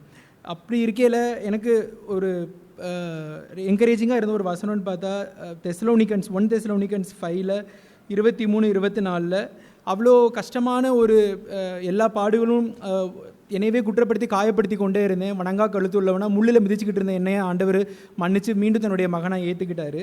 அந்த வசனத்தில் வர்ற மாதிரி 1 தெசலோனிக்கன்ஸ் 5:23-24 சமாதானத்தின் தேவன் தாமே உங்களை முற்றிலும் பரிசுத்தமாக்குவாராக. உங்கள் ஆவி ஆத்மா சரீரம் முழுவதும் நம்முடைய கர்த்தராகிய இயேசு கிறிஸ்து வரும்போது குற்றமற்றதாக இருக்கும்படி காக்கப்படுவதாக. உங்களை அழைக்கிறவர் உண்மை உள்ளவர், அவர் அப்படியே செய்வார். ஆண்டவர் சமாதானத்தின் தேவன் அந்த வார்த்தை என் வாழ்க்கையில் 100க்கு 100 உண்மையாகும்படியாக என் மனதில் ஒரு சமாதானத்தை இன்றைக்கி அவர் கொடுத்துருக்காரு. முடியவே முடியாதுன்னு நினச்ச ஒரு இதுலையும் ஆண்டவர் என்னை மன்னித்து இன்றைக்கி அவருடைய பிள்ளையாக மீண்டும் என்னை ஏற்றுக்கிட்டபடியால் எனக்கு மனதில் ஒரு சமாதானத்தை அவர் கொடுத்துருக்காரு. அதற்காக நான் ரொம்ப நன்றி செலுத்துக்கிறேன் ஆண்டவருக்கு. என்னுடைய ஆவி ஆத்மா சரீரம் எல்லாத்தையும் ஆண்டவர் பரிசுத்தமாக்க வல்லவராக இருக்கிறார். இது என்னால் முடியாது, அது நல்லாவே எனக்கு தெரியுது. ஆனால் அந்த 24 வசனத்தை சொல்கிற மாதிரி நம்ம அழைக்கிற ஒரு உண்மையுள்ளவராக இருக்கிறனால் அவர் அப்படி செய்வார். இங்கிலீஷில் எழுதிருந்துச்சு, he who calls you is faithful, he surely can do it. அந்த ஷுவர்லின்ற வார்த்தையை பார்த்தப்போ எனக்கு ரொம்ப சந்தோஷமாக இருந்துச்சு. இது என்னால் முடியாது, இனியும் அவரே என்னை இது எல்லாத்துக்கும் இந்த மாதிரி ஒரு மேன்மையான ஒரு அழைப்பு அழைத்தவர் அவர் உண்மையில் இருக்கிறபடியால் இனி அவர் கூட கீழ்ப்படிந்து வாழ எனக்கு ஆண்டவர் இன்னும் பலன் கொடுப்பார் நான் விசுவாசிக்கிறேன், ஜெபிக்கிறேன். எனக்காக நீங்களும் ஜெபிச்சுக்கோங்கன்னு கேட்குறேன். தேங்க்யூ. சார், நம்ம எல்லோரும் ரட்சிக்கப்பட்டோம் என்று சொல்கிற ஒரு மகிழ்ச்சியிலான இருக்கிறோம். எல்லோரும் ரட்சிக்கப்பட்டவர்கள் தான். That's right. பல வருடங்களாக ரட்சிக்கப்பட்டவர்களும் இருந்தாலும் அந்த நாளில் உள்ள ஆதாம் அந்த ஏதேன் தோட்டத்திலே வீழ்ச்சியடை செய்து அந்த சர்ப்பம் இருக்கிறது, அந்த சர்ப்பம் என்று தான் அதற்கு பெயர். அது தேவனை விட்டு ஆதாமை ஏவாளையும் பிரித்து வைத்து விட்டது. அது வெரி டேஞ்சரஸ் திங். அது ஒன்று தான் மிகப்பெரிய ஒரு பயங்கரமே அல்லாமல் அந்த பழம் நல்லதா இந்த பழம் கெட்டதா என்பதாம் ஆர்கியூமெண்ட்டை விட முக்கியமானது என்னவென்றால் he wanted to separate God, தேவனை விட்டு பிரிப்பது தான். அதுபோன்ற அவன் அங்கே போட்ட ஒரு சிறிய விதை தான் அந்த குற்றஞ்சாட்டுகிற விதை. அவன் தேவனையே அவன் குற்றஞ்சாட்டுகிறான்.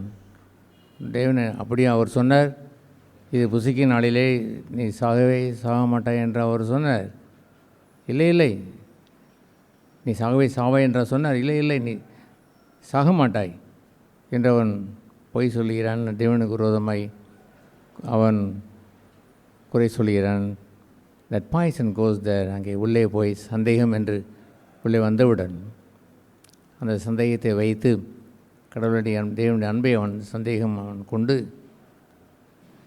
கடைசியாக விளைந்த என்று கேட்ட சத்தியத்தின்படி நாம் சொல்ல வேண்டும் என்று சொன்னால் விளைந்த விளைவு என்னவென்று சொன்னால் ஆதாமே என்று தான் ஆண்டவர் கேட்டார். சரி, ஒரு வீட்டில் போகும் பொழுது ஒரு மனைவியை தவறு செய்திருந்தாலும் we must talk to that husband. கணவனிடத்தில் தான் பேச வேண்டும். we should not call that wifi கூப்பிட்டு பேசுவதில்லை. அவள் பேசினால் அவள் குழம்பி பேசுவாள், அவள் விலகினமான பாண்டம். ஆதாம் முதலாம் சிருஷ்டிக்கப்பட்டவன், ஏவாள் அல்ல என்று பவுல் சொல்லுவார். அவளை வைத்து போதனையை நீங்கள் கேட்டுவிடாதீர்கள் என்றும் சொல்லுவார். ஏனென்றால் வஞ்சிக்கப்பட்டவள். ஆகவே பி கேர்ஃபுல், கவனமாயிருங்கள் என்று திமுத்திலே அவர் சொல்லுவாரே. அதுபோல் ஆண்டவர் எப்பொழுதுமே ஏவாள்தான் வஞ்சிக்கப்பட்டு முதலாவது அந்த கான்வர்சேஷனில் இருக்கிறாளே இல்லாமல் ஆதாம் அங்கே சீனில் இல்லவே இல்லை. ஆனால் த பொலைட்னஸ் ஆஃப் எ ஹோம், ஒரு வீட்டில் ஒரு மரியாதை என்பது டாக் டு தட் ஹஸ்பண்ட், அந்த கணவனிடத்தில் பேசுவது தான், நாட் டு தட் ஒய்ஃப். இந்த கிராஃப்டினஸ் என்று சொல்வதை திமுத்தைக்கு அவர் எழுதும் பொழுது தந்திரமாய் இருக்கிறவர் என்று சொல்லுகிறவர்கள் இவர்கள் தந்திரமானவர்கள். விதவைகள் வீட்டிற்கும் பெண்கள் வீட்டிற்கும் செல்வார்கள்.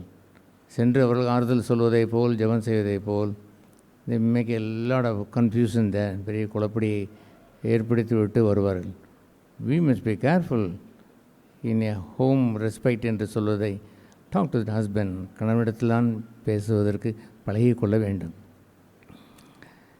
அதுபோன்று ஒரு இடத்தில் ஆண்டவர் நின்று கேட்டபொழுது அவன் குற்றச்சாட்டுக்கு தொடங்கிவிட்டான். தேவனையே குற்றஞ்சாட்டினதை செவி கொடுத்தான். நாம் கேட்டதை போல் தீது பேசாதிருப்பீர்களாக என்று சொல்வதை எப்படியோ அதுபோல் இந்த ரோமன் அந்த அந்த அதிகாரத்தில் நின்று அவன் பேசிய பொழுது அதை எப்படி நான் கேட்பேன்? இவனை குறித்து பேசிக்கொண்டே திரிகிறீர்களே, அவனை குறித்து மாறுத்திரம் சொல்வதற்கு அவன் எங்கே? அவனுடைய சார்பை பேசுவதற்கு யாராவது இருக்கிறார்களா? கொண்டு வா, காரியங்களை இப்படித்தான் விசாரிக்க வேண்டும் என்று அவன் சொல்லியதை ஃபுல் ஸ்டாப் அவன் வைத்தான், ஒரு ரோம அதிகாரி. ஆகவே தீது பேசுவதை கேட்பதை கூட அவன் மறுத்து, no I don't want to listen that, நீங்கள் சொல்வதெல்லாம் கேட்டு சரி என்று ஒத்துக்கொள்வதா என்ன? இந்த புசிக்கு நாளிலே சாவாய் என்று சொன்னீரல்லவோ, சாக மாட்டாய் என்று பிசாசு சொல்கிறானே, கொஞ்சம் வெயிட் பண்ணப்பா, I will go to God, நேரத்தில் போகிறேன், அவர்கள் ஒரு வாரத்தை கேட்டு விட்டு வருகிறேன் என்று சொன்னால் ஓட்டம் பிடித்திருப்பான். அந்த இடத்திலே நின்றிருந்திருக்க மாட்டான். இவனுடைய ஸ்டேட்மெண்ட் ஒன்று, அவனுடைய ஸ்டேட்மெண்ட் ஒன்று, இவர்கள் பெரிய சொல்லுகின்ற கதை ஒன்று, அப்படியே ஜோடித்து அப்படி நடந்தது போல் சொல்லுகிறவர் ஆஹா ஒரு பெரிய ஒரு நபர், அதற்கு அப்படியே ஏற்றுக்கொள்வோம் என்று விழுங்கிக் கொள்கிற மக்கள். அங்கே போய் கேட்டால் அனதர் ஸ்டோரி தான், வேறொரு ஸ்டோரி, அங்கே கதை ஒன்று இருக்கும், அங்கே வேறொரு செய்தி ஒன்று இருக்கும். ஆகவே நேரடியாக ஒரு தனி மனிதன் என்று ஒரு மனிதனை பற்றி ஒரு தனி மனிதனாய் குற்றம் சாட்டுகின்ற ஒரு இடம் வரும்பொழுதெல்லாம் கவனமாக இருங்கள். பிஹைண்ட் ஹிம், அவருக்கு பின்னால் ஊசுவதையார், அவர் 3 தூதர்கள், 3 பிரதான தூதர்களிலே மிகாவேல்,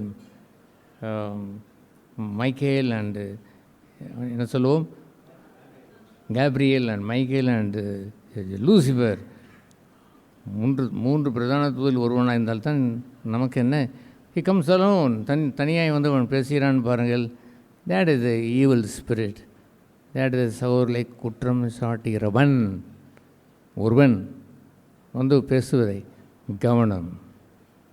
ஒருவேளை நீங்கள் கெட்டுப்போனவர்களாக இருந்தால், வன்மம் கொண்டவர்களாக இருந்தால், அவர் பேசுகிறவரை குறித்து ஏற்கனவே பாதிக்கப்பட்டவரை போல் தோற்றமளித்தவராக இருந்தால், நீங்கள் அந்த நபர் பிடிக்காதது என்பதை மனதில் ஒரு ரெக்கார்டை எங்கேயோ ஒரு ஓரத்தில் 20 வருடங்களுக்கு முன்பு நடந்தது அல்லது 10 வருடங்களுக்கு முன் நடந்த நிகழ்ச்சியை கூட எழுதி வைத்து கொண்டதாக இருந்தால், வண்ணத்தை உள்ளே வைத்து வாழ்ந்தவர்களாக இருந்தால், லிசன், அதை கவனித்து கேட்பீர்கள். ஏற்கனவே தான் அங்கே குப்பையை வாங்கியிருக்கிறீர்களே, பின் குப்பையை கொட்ட வரும்பொழுது சும்மாவாக இருப்பீர்கள். அப்புறம் என்ன நடந்தது, அப்புறம் அப்படியே அடுத்து சொல்லுங்கள் என்று அவர்கள் கேட்டுக்கொண்டே போவார்கள்.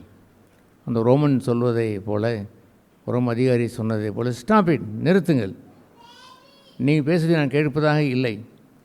அவன் சார்பாக இன்னொருவன் எங்கே இருக்கிறானா, அதை பேசுவதற்கு இன்னொருவர் அவர் இருக்கிறாரா?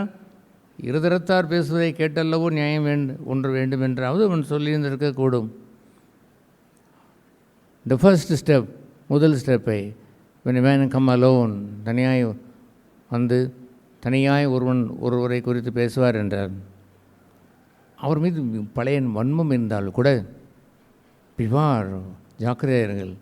அந்த நேரத்தில் அடடே அந்த வன்மம் ஏதோ ஒன்று நமக்கு செய்கிறது, ஐம் சாரி, உள்ளத்தில் இன்னும் இருக்கிறதா அந்த வன்மம், இவன் சொன்னவுடன் சந்தோஷப்படுகிறதே, ஐம் சாரி கர்த்தாவே, அதையும் என்னை கலைந்து போடும் என்று கேட்டிருந்திருக்க வேண்டும். அதற்கு பதிலாக சந்தோஷப்பட்டு வாட் இஸ் நெக்ஸ்ட், அடுத்து என்ன என்று கேட்கப் போவதெல்லாம் சகோதரர்களை குற்றம் சாட்டுகிறவனுடைய ஆவி, அக்யூசிங் ஸ்பிரிட், அவ்விதமாய் தேவனையே வைத்து அவன் அக்யூஸ் பண்ணிவிட்டு அங்கே இருப்பதே கொஞ்சம் பேர் தான். இந்த ஆதாம் தேவனிடத்தில் போய் இருந்திருக்க வேண்டாமா? தேவனே நீர் இப்படி சொன்னீர், இவன் இப்படி சொல்கிறான் என்று கேட்டிருந்தால், எங்கே இருக்கிறான் அவனை கேட்டால் ஓடியே போயிருவன். பார்த்தாயா, தீது பேசுகிறான், அதனால் நான் வருகிறேன் என்று சொன்னவுடன் ஓடிவிட்டான். உண்மை என்னவென்று தெரிந்து போய்விடும், நடந்த நிகழ்ச்சி என்னவென்று தெரிந்துவிடும். அவன் சொல்வது வேறு, நான் சொன்னது வேறு. அது மேற்கை சொல்கிறான், நான் கிழக்கை சொல்கிறேன். நான் ஒளியை சொன்னேன், அவன் இருளை வைத்து பேசுகிறான் என்று விரட்டி அடித்திருப்பார். அவன் கேட்டபடினாலே தட் பாய்சன், அந்த அந்த சர்ப்பத்தினுடைய விஷம் உள்ளே போனபடினாலே அதாமே என்று அவர் விசாரித்த அந்த பொலைட்னஸ் ஆஃப் த ஹோம் அதை வைத்து விசாரிக்க வந்த பொழுது அவன் என்ன சொல்கிறான் பார்த்தீங்களா, நான் என்ன செய்வேன், நீ தந்த அந்த ஏவாள் இருக்காளே அவள்தான். லேசாக திரும்பி பார்த்தார்.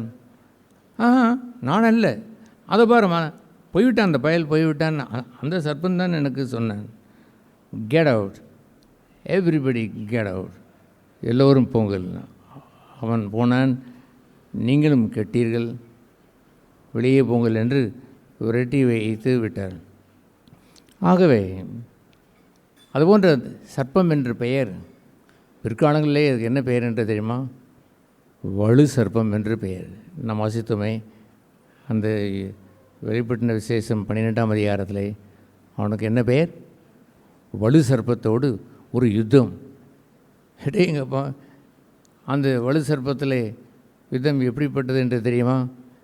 ரட்சிக்கப்பட்டவரிடத்திலே வருகிற யுத்தத்திற்கு பெயர் தான் அந்த வலு சர்ப்பத்தின் யுத்தம். அவன் ஒன்றும் இந்த உலக மக்களை போய் விபச்சாரத்திலும் பொய்யிலையும் அநீதியிலையும் உலக நேசத்திலையும் உழன்று கொண்டிருப்பவர்களை இந்த வலு சர்ப்பம் ஒன்றும் தாக்கப் போவது இல்லை. அவர்களோடு அவன் யுத்தம் செய்வதற்கு ஆயத்தமாக இருப்பான். தே பிலாங் டு ஹீம், அவனுக்கு சொந்தமானவர்கள். அவன் பன்றியின் தலைவன். அவன் பன்றிகளாய் லேகியோன் போல் 2000 பன்றிகளைப் போல் 20,000 பன்றிகளைப் போல் 2 கோடி பன்றிகளைப் போல் நிறைய பன்றிகள் இருக்கிறார்கள். அவன் மந்தையிலே பத்திரமாய் அவர் அந்த பன்றிகளெல்லாம் உட்கார்ந்து கொண்டு தான் இருக்கிறார்கள். இன்றில்லாவிட்டாலும் ஒரு நாள் அவர்கள் அந்த அந்த கடலுக்குள் மூழ்கி மாளத்தான், அந்த அக்னி கடலுக்குள் விழத்தான் போகிறார்கள். அதை குறித்து அவன் கவலைப்படுவதே இல்லை. அவன் விரும்புவதெல்லாம் வார் அகெயின்ஸ்ட் த சைல்டு. அந்த முந்தின வசனங்களே வாசிக்கிறோம். பிள்ளை பிறந்தது, அந்த பிள்ளையை எடுத்து கொண்டு போவதற்கு பிசாசான முயற்சித்தான். அந்த பிள்ளைக்கு எதிராக யுத்தம் செய்தான். தேட் இஸ் த வார். நீவுடைய பிள்ளையாய் மாறின நீங்கள் ரட்சிப்பு அடைந்து விட்டோம் என்று மாத்திரம் சொல்லிவிட்டு சும்மா இருந்து விடாதீர்கள். தெர் இஸ் அ வார், ஒரு யுத்தம். அந்த யுத்தத்தில் நீங்கள் ஜெயித்து வாழ்ந்தால் அதற்கு என்ன பெயர் என்று உங்களுக்கு தெரியுமா? அது மிகப்பெரிய ஜெயம் என்று பெயர். பெரிய சத்தத்துடனே கூட இப்பொழுது ரட்சிப்பும் வல்லமையும் தமது தேவனுடைய சிம்மன் ராஜ்யமும் அவருடைய கிறிஸ்துவின் அதிகாரமும் உண்டாயிருக்கிறது என்ற ஒரு வானத்திலே ஒரு பெரிய சத்தம் உண்டாகும். வானத்திலே ஒரு யுத்தம் அந்த உண்டானது. அந்த 7ஆம் வசனத்தில் எல்லாம் சொல்வதற்கு நமக்கு காரியம் இல்லாவிட்டாலும் அந்த பகுதியாவது நாம் பார்க்க வேண்டாமா? வானத்திலே யுத்தம் உண்டாயிற்று. அந்த யுத்தத்தில் அந்த கீழே தொடர்ந்து நாம் அதை வாசிக்கும் பொழுது உலகம் அனைத்தையும் 9ஆம் வசனத்தில் மோசம் போக்குகிற பிசாசு என்னும் சாத்தான் என்று சொல்லப்பட்ட பழைய பாம்பு, அவனுக்கு பேர் முதலாவது பழைய பாம்பு, வலு சர்ப்பமாய் தள்ளப்பட்டது. அந்த பாம்பு இப்பொழுது வலு சர்ப்பமாய் மாறி தள்ளப்பட்டது. அதனோடே அதை சேர்ந்த தூதரும் தள்ளப்பட்டார்கள் என்று அங்கே எழுதியிருக்கிறது. உலகத்தை முழுவதும் மோசம் போக்குற என்று சொல்லுகிறவன் கிறிஸ்தவர்களை கொஞ்சம் 4%, 8% என்று வைத்திருக்கிறார் இல்லையா? அதல்ல. He already belong to the world. உலகத்தின் அதிபதி உலகத்தை வஞ்சனைக்குள் தான் வைத்திருக்கிறான். ஒரு மனுஷன் மனம் திரும்பி வரும்பொழுது முதல் பகுதி என்னவென்று சொன்னால் மனம் திரும்புகள். உலக ராஜ்யம் அல்ல, அதை விட்டு மனம் திரும்பி வந்தால் பரலோக ராஜ்யம் உங்களுடையது, உங்களுக்கு தருவேன். The whole world is rejected. முழு உலகத்தையும் அவன் தள்ளிவிட்டு தெய்வ ராஜ்யத்தின் பிள்ளையாய் அவன் பிறக்கிறானே பாருங்கள். அந்த கோலாகலமான அந்த வாழ்க்கையை I enjoyed from the very day of my 1968. 68ஆம் ஆண்டு நடந்த அந்த தேவராஜ்யம் உள்ளே வந்ததையே பாருங்கள். தேவராஜ்யம் உள்ளே நான் பிரவேசித்து விட்டேன்னு பாருங்கள். உலக ராஜ்யத்தை விட்டு டிரான்ஸ்ஃபர் ஆகி இருளின் ராஜ்யத்திலிருந்து ஒளியின் ராஜ்யத்திற்குள் வந்தேனே பாருங்கள். ஹல்லேலூயா. அதுபோன்று வந்தவர்கள் இருக்கிறார்களே, அவர்கள் மீதான அவன் யுத்தம் செய்வான். உலகம் அனைத்தும் என்று சொல்லிட அவர்களையும் சேர்த்து வைத்து கொள்வான். இயேசு கிறிஸ்துவே நிறுத்தி முன்னால் வைத்து கொண்டு, கொஞ்சம் நீர் முழங்காலாம் படியிட வேண்டாம், தாழ பணியும், கொஞ்சம் அப்படி பெண்ட் பண்ணி உம்முடைய நீயை உம்முடைய முழங்காலை கொஞ்சம் பெண்டு பண்ணால் போதும். ஸ்மால் திங், கொஞ்சம் காம்ப்ரமைஸ் நீ செய்தால் போதும். செய்துவிட்டால் இந்த உலகத்தையே நான் உனக்கு தருவேன். எப்படி அவன் பேரம் பேசினான்னு பாருங்கள். இன்றுள்ள கிறிஸ்தவர்களை பிசாசு எள்ளி நகையாடுறது காரியம் தெரியுமா?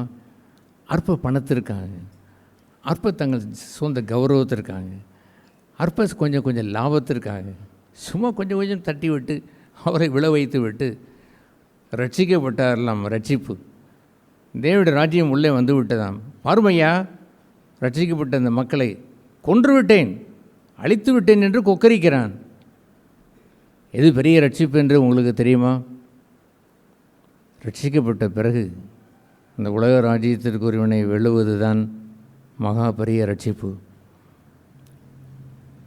நாம் பேசுகிற இப்போது உள்ள அந்த கான்டெக்ஸ்ட் படி, அந்த பொருளின்படி, அவன் நம்மோடு செய்கிற யுத்தத்திலே மிக கவனமாக இருக்க வேண்டிய ஒரே பகுதி என்னவென்றால், நாட் த செக்ஸ். அவன் காட்டுகிற எனக்கு பாலிய மோகம். ஒரு நாள் நான் ஆண்டவரிடத்தில், ஆண்டவரே, ஒரு ரம்பா ஊர்வசி வந்து என் முன்னால் நின்று நடனம் ஆடினாலும் என் கண்களின் நிச்சயை விட்டு ஓயும்படி செய்த கர்த்தாவே, நான் அவளை பார்ப்பேனோ? அதை கண்ணிலே வைத்து மடக்கி ஒரு கேமரா போல் உள்ளே கொண்டு வந்து இரவிலே போய் தியானிக்க வாசிய போகிறேன். பல ஆண்டுகளுக்கு முன்பாகவே கண்களின் நிச்சயை விட்டு ஓயும்படி செய்தீர் அல்லவோ? நான் கேன் ஐ ராப் எனிதிங்? ஒரு பொறியிடலை கூட எடுத்தால் கூட என்னை பதஷ்டப்படின ஊரா விட்டு பொறியிடலை வைக்க சொன்ன கர்த்தர் நீர். என்னால் எதை நான் எடுக்க முடியும்? பிற பொருளை இச்சைக்கு என்னால் கூடுமோ? ஐ கேனாட் சின். தேவனால் பிறந்தவன் என்ற ஒரு முத்திரையை பெற்றவன் பாவம் செய்யான் என்றில் இருக்கிறது. ஹி கேனாட் சின். ஒரு ஆட்டுக்குட்டியை பார்த்து சேரை கொஞ்சம் நக்கு என்று சொன்னால் கூட ஐ கேனாட் டூ தட். எப்படி என்னால் செய்ய முடியும்? ஐ ஆம் ஏ லேம்ப். நான் லேம்ப் என்று சொல்லுவான், ஆட்டுக்குட்டி என்று சொல்லுவான். I cannot do that. கோடி ரூபாயை முன்னால் கொட்டி வைத்து அத்தனை உனக்கு தருகிறேன், சும்மா ஒரு சின்ன ஒரு ராங் ஒரு சிக்னேச்சர் போடு என்று என்னிடத்தில் கேட்டான் என்றால், மூடனே, என்னை பொறுத்தவரையில் அத்தனையும் காந்தி தாத்தா பொறித்த காகிதங்கள் தான். How can I sin for this? இந்த கோடி ரூபாய் என்று நான் கேட்க மாட்டேனா? நிச்சயமாக கேட்பேன். ஒவ்வொன்று கேட்கிற தருணங்களை எல்லாம் நான் ஒரு லிஸ்ட்டு போட்டால் நிறைய வைத்திருக்கிறேன். அதையெல்லாம் புறக்கணித்து வாழும் பொழுது அது அல்ல பெரிய யுத்தம் ஒன்றும் அல்ல. That's right. உலகத்தை நாம் ஜெயிக்கும் பொழுது இயேசுவை போல் சொல்ல வேண்டிய ஒரு பகுதி உண்டு தான். என்ன பகுதி? இதோ இந்த உலகத்தின் அதிபதி வருகிறான், அவனுக்கு என்னிடத்திலே ஒன்றும் இல்லை. Hallelujah. Can you say like that? No, there is a sex there. ஒரு பாலிய மோகம், இல்லை அந்த பண ஆசை. அங்கே பார், அங்கே ஒரு வெறுப்பு, அங்கே பார் ஒரு பிரிவினை, அங்கே பார் உலகத்தை நோக்கி ஓடின ஓட்டம், தேவனுக்கு முதலிடம் தராத உன்னுடைய ஜீவியம், உலகத்திற்கு பின்தொடர்ந்திருக்கின்ற உன்னுடைய வாழ்க்கை காட்டிவிடுவானே. எதை காட்ட முடியும்? ஒரு தேவனால் பிறந்த ஒரு மனுஷனுக்கு ஒன்றும் காட்ட இயலாதையா. But there is another war, whatever that belongs to God. தேவனுக்குரியதை பறிக்க வருகிறானே பாருங்கள், விட்டுவிடக்கூடாது. then should be a war. அது வலு சர்ப்பத்திற்கு வரக்கூடிய யுத்தம். அதற்கு பெயர் என்னவென்று சொன்னால், இப்பொழுது ரட்சிப்பும் வல்லமையும் இப்பொழுது வருகிற ரட்சிப்பு இருக்கிறதே, சாதாரண பாம்பல்ல, வலு சர்ப்பத்தை வீழ்த்தினவர்கள். இயேசுவின் இரத்தத்தையே குற்றம் சாட்ட வந்துவிட்டான். உன் இரத்தம், இயேசு இரத்தம் பாவத்தை கழுவுகிறதோ, உன் பாவம் மன்னிக்கப்பட்டு விட்டதோ? யார் சொன்னது? நீ அன்று அவ்வித பாவம் செய்தாய், இவ்வித மோசம் செய்தாய் என்று சொல்லும் பொழுது அவன் என்ன செய்வான்? அவன் என் ஆண்டவருடைய இரத்தத்திற்கு விரோதம் செய்கிறானா? அவன் தன் ஜீவனை அவன் அருமையாக எண்ண மாட்டான். தன் சொந்த ஜீவனை குறித்து பாதர் பண்ண மாட்டான். என்னை குறித்து என்ன வேண்டுமானாலும் செய்வதற்கு முயற்சி செய்திகொள், ஆண்டவரே உனக்கு அனுமதித்து சோதிக்கு இடம் கொடுப்பார் என்று எழுதியிருக்கிறது. திராணிக்கு மிஞ்சி சோதிக்கு இடம் கொடார் என்று சொன்னால் இடம் கொடுப்பார். யோபுக்கு இடம் கொடுத்ததை போல் இடம் கொடுத்தது என்று சொன்னால் அலோயிங், ஹி அலோட் ஹிம், அவனை அனுமதித்தார். That can be done, do that, I don't bother that, அதை குறித்து நான் கவலைப்படுவதில்லை. But the blood of Jesus, என்னை மன்னித்த ஆண்டவருடைய இரத்தத்தை குற்றப்படுத்த வந்தாயே, உன்னுடைய பாவங்கள் மன்னிக்கப்பட்டிருக்கலாம், உன்னுடைய அந்த குற்ற மனப்பான்மை இருக்கிறதே அப்படியே இருக்கிறது என்று சொல்ல வருவான். எவனுடைய குற்றங்கள் மூடப்பட்டதோ அவன் பாக்கியவான் என்று சொல்லிட அந்த பங்கை அவன் பெறாமல் இருந்தால் அப்படி நடந்தாலும் நடக்கும். சொல்லுகிறேன் கேளுங்கள், நான் ரட்சிக்கப்பட்ட அன்று நாள் தொடங்கி இன்று வரைக்கும் எத்தனையோ இது போன்ற சிந்தனைகளை அவன் கொண்டு வந்த பொழுதெல்லாம் ஒரு 50 அடிக்கு முன்னால் அல்லது 500 அடிக்கு முன்னாலே அவனை ஜெயித்து நான் அனுப்பியிருக்கிறேன். கெட் அவுட் என்று அவனை சொல்லி அனுப்பியிருக்கிறேன். Who are you? My Jesus blood is victorious, ஜெயம் கொண்டது, முற்றிலும் என்னை கழுவியது. யூ நோ தட் எஸ்டர்டே, நேற்று நடந்த என்னுடைய ஒரு குறையை வைத்தா குற்றஞ்சாட்ட வருகிறாய்? மூடனே, சாத்தானே, என் ஆண்டோடைய இரத்தத்தை குறை சொல்ல வருகிறாயா? சாங்டிஃபிகேஷன் பண்ணின சுத்திகரித்தேன் ஆண்டவர். நேற்று நான் ஆண்டவரிடத்தில் நின்று வந்தேன். இந்த யோசுவா நின்றது ஒன்றும் திடீரென்று ஒரு நாள் அல்ல, காலமெல்லாம் நிற்பவன் தான் இந்த யோசுவா. அவன் ஒன்றும் பக்கத்தில் இருக்கக்கூடிய வலது பக்கத்தில் நின்று கொண்டிருந்த பிசாசை அவன் ஏறிட்டு பார்க்க போகவில்லை. ஏனென்றால் வழக்கமான காரியம்தான்.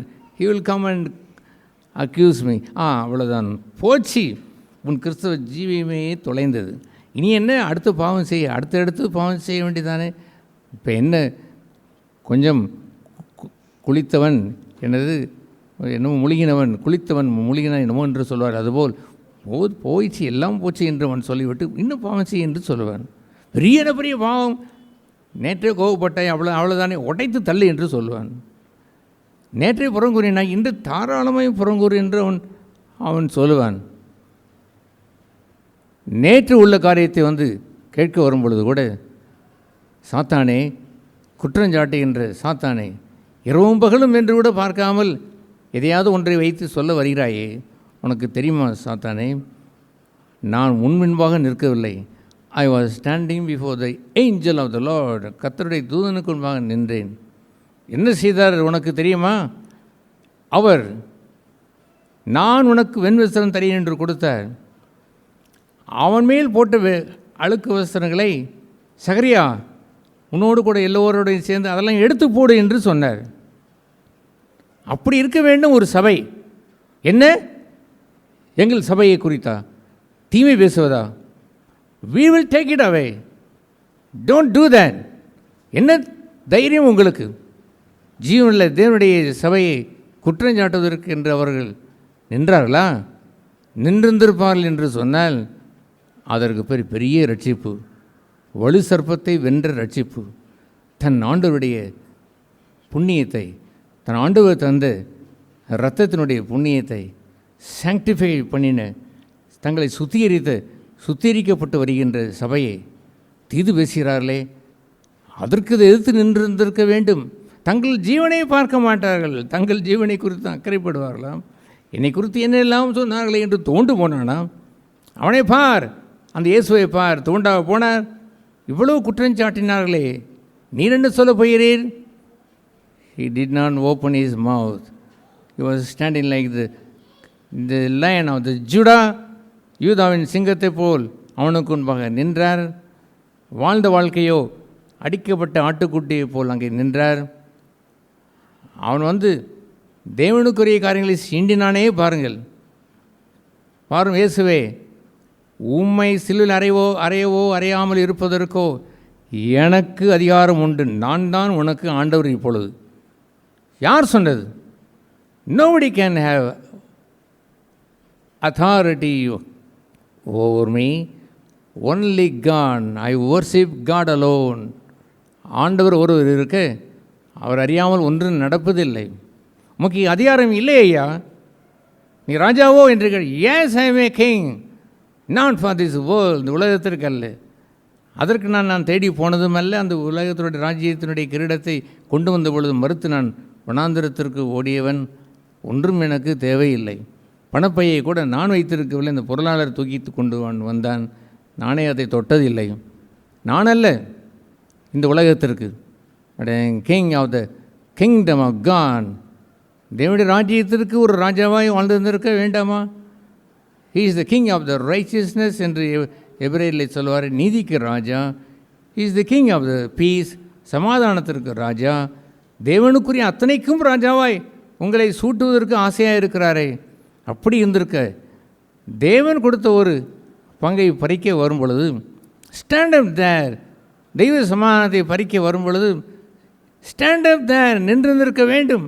என் ஜீவன் போவதை குறித்து அல்ல, என் ஜீவனை அருமையை நான் பார்த்ததில்லை. இதையா நான் பார்த்தேன்? என் ஆண்டவருடைய இரத்தத்தை குறித்து குற்றம் சொல்ல வந்தாயே, தேவ வசனத்தை வைத்து அதை குற்றம் சாட்ட வந்தாயே. சாட்சியின் வசனத்தை சொல்கிறேன் கேள். Get out. அப்பாலே சாத்தான் என்று நின்றிருக்க வேண்டும். They are the sons of God. தேவனுடைய குமாரர்கள். அவன் எப்படி கேட்டான் பார்த்தீங்களா? நீ தேவனுடைய குமாரனாக இருந்தால் இப்படி அப்படி என்றவன் கேட்டதெல்லாம் வேத வசனத்தையே வைத்து விளையாட தொடங்கி விட்டான். ஆண்டவர் அவனை கெட் அவுட், அப்பாலே சாத்தானே என்று சொல்லவில்லையா? தேவனுக்குரிய காரியங்களை எல்லாம் இழந்த பிறகு ரட்சிக்கப்பட்டேன் என்று பெயரை மாத்திரம் உங்களுடைய பைபிளில் எழுதிவிட்டால் பிரலோகம் போய்விடலாம் என்று எண்ணுகிறீர்களா? குற்றஞ்சாட்டின ஆவிக்கு இடம் கொடுத்து விட்டு உங்களோட ரட்சிப்பே அங்கே டேமேஜ் ஆகி கிடக்கிறதே, கூனி குறுகி போய் இருக்கிறீர்களே. நான் ஒரு வார்த்தையை நான் கேட்டோமே அவளை கூனி குறுக வைத்து விட்டான். ஒரு கூனியை பார்த்து ஆண்டவர் சொன்னார், 18 வருடங்களாய் கூனி போய் இருக்கிறாள் ஐயா, இவளை நான் சுகப்படுத்துவதை அதை இந்த ஓய்வு நாளில் சுகப்படுத்தினால் என்ன, எந்த நாளில் சுகப்படுத்தினால் என்ன? உங்களுக்கு அன்பு வேண்டாமா? அக்கறை வேண்டாமா? ஏதாவது ஒரு கன்சர்ன் இருந்ததா? 18 ஆண்டுகளாய் கூனி போய் கிடக்கிறாள். கூனி குறுகி போய் கிடக்கிறார்களாம். எத்தனை பேர் கூனி இருக்கிறார்கள்? தலை நிமிர்ந்து சாத்தானை எதிர்த்து நிற்கிற போரிடுகிற மக்களாக நிற்கிறார்கள். கூனி குறுகி போயிருக்கிறார்கள். மனுஷனிடத்தில் போய் சண்டையை போட்டு கொண்டு இருக்கிறார்கள். மனுஷனிலே வாதம் செய்து கொண்டு இருக்கிறார்கள். ஜீவனுள்ள தேவனுடைய சபையிலே அந்த வழக்கம் இல்லை ஐயா. பவுல் இவ்வாறு சொன்னார், வாக்குவாதம் செய்ய வந்தீர்களோ? அப்படி செய்வது ஜீவனுள்ள தேவனுடைய சபைக்கு வழக்கம் இல்லை. இங்கே ஒரு கூட்டம் அந்த நாளிலே 2020 ஒரு கூட்டம், எங்களை இவர் தலைவர் தான் அனுப்பினார், சண்டை போட சொல்லியிருக்கிறார், வாக்குவாதம் செய்ய சொல்லியிருக்கிறார். இதோ பாருங்கள், இங்கே வாக்குவாதம் செய்வதற்கு இடமில்லை, உட்கார்ந்து பேசுவோமா என்று 20 பேர் வந்து நின்றார்கள்.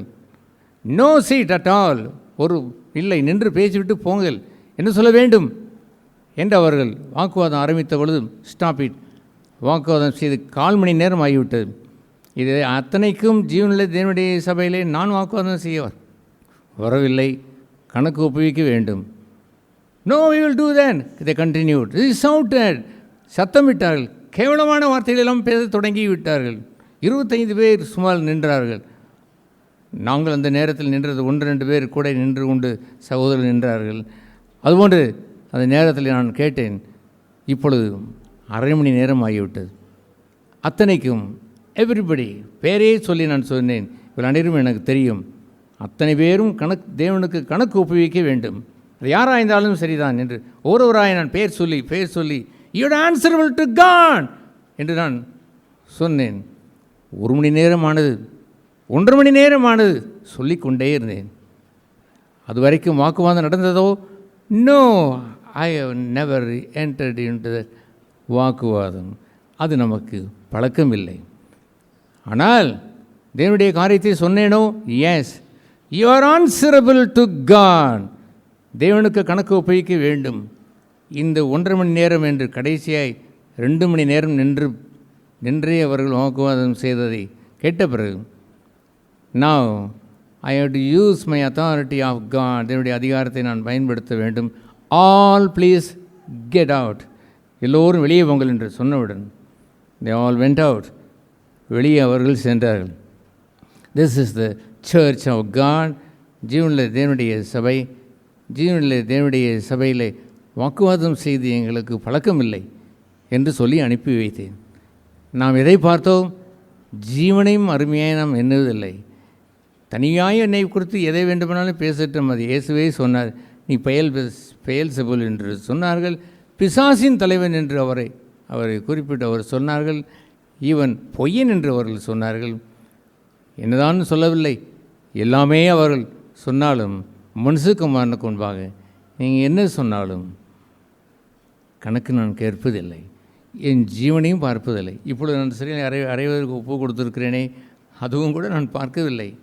பட் காட், தேவன் என்று வரும்பொழுது, ஈவன் தேவனுடைய குமாரன் அல்ல என்று சொன்னால் சொல்லிக்கொண்டே இருப்பேன், my father, my father, my father. உமக்கு தெரியாவிட்டாலும் அந்த ரோம நூற்றுக்கு அதிபதி சொல்லிவிட்டான், மெய்யாகவே இவர் ஜீவனுள்ள தேவனுடைய குமாரன் என்று ஒரு அஞ்ஞானி சொல்லிவிட்டான். ஹல்லேலூயா. நான் கேட்குறேன், அருமையான சகோதர சகோதரிகளே, யோபனிடத்திலே போய் அவர்கள் செய்த வாக்குவாதங்கள் என்ன தெரியுமா? என்ன வியாதி வந்து விட்டதா? உமக்கு பற்கள் வந்து இருக்கிறதா? என்ன உமக்கு இந்த நஷ்டமா போச்சா? இதெல்லாம் புடுங்கப்பட்டு போய்விட்டதா? ஏதோ ரகசிய பாவம் இருக்கிறது என்று சொன்னார்களே பாருங்கள் நம்முடைய நண்பர்கள். உம்மிடத்தில் ரகசிய பாவம் இருக்கிறது என்று சொன்னார்கள். அக்ரமம் எங்கேயோ ஒளிந்திருக்கிறது என்று அவர்கள் சொன்னார்கள். நீ நீதி செய்யவில்லை என்று பிராது பண்ணினார்கள். அத்தனையும் ஆண்டவர் கடைசி நேரத்தில் எழுந்து நின்று அந்த சொன்னவர்களெல்லாம் அழைத்து புறக்கணித்து அவருடைய அத்தனை ஸ்டேட்மெண்ட்டை தூக்கி எறிந்து விட்டு, நீங்கள் யோபை போல் என்னை தேடவில்லை. அவன் சொன்னான் அந்த நேரத்திலுமே கூட, என் மீட்பர் உயிரோடு இருக்கிறார் என்று. என்னை அறியாமல் வாழ்ந்த என் மக்களே, தேவனை அறிந்த அவனிடத்தில் போய் மன்னிப்பு கேட்டு ஜெபம் பண்ணிவிட்டு வாருங்கள் என்று அவர் அனுப்பி வைத்து விட்டாரே பாருங்கள். நாம் ஒத்துக்கொள்ளலாமா? இது என் பாவமோ, இது அல்லது பரம்பரை பாவமோ என்று கேட்டால், ஒருவருடைய பாவம் அல்ல, தேவனுடைய நாம் மகிமைக்கென்று இது வெளிப்பட்டது என்று சொல்வதற்கு கூட தைரியம் இல்லையே. அதுபோன்று சொல்லியிருந்திருக்க கூடாதா?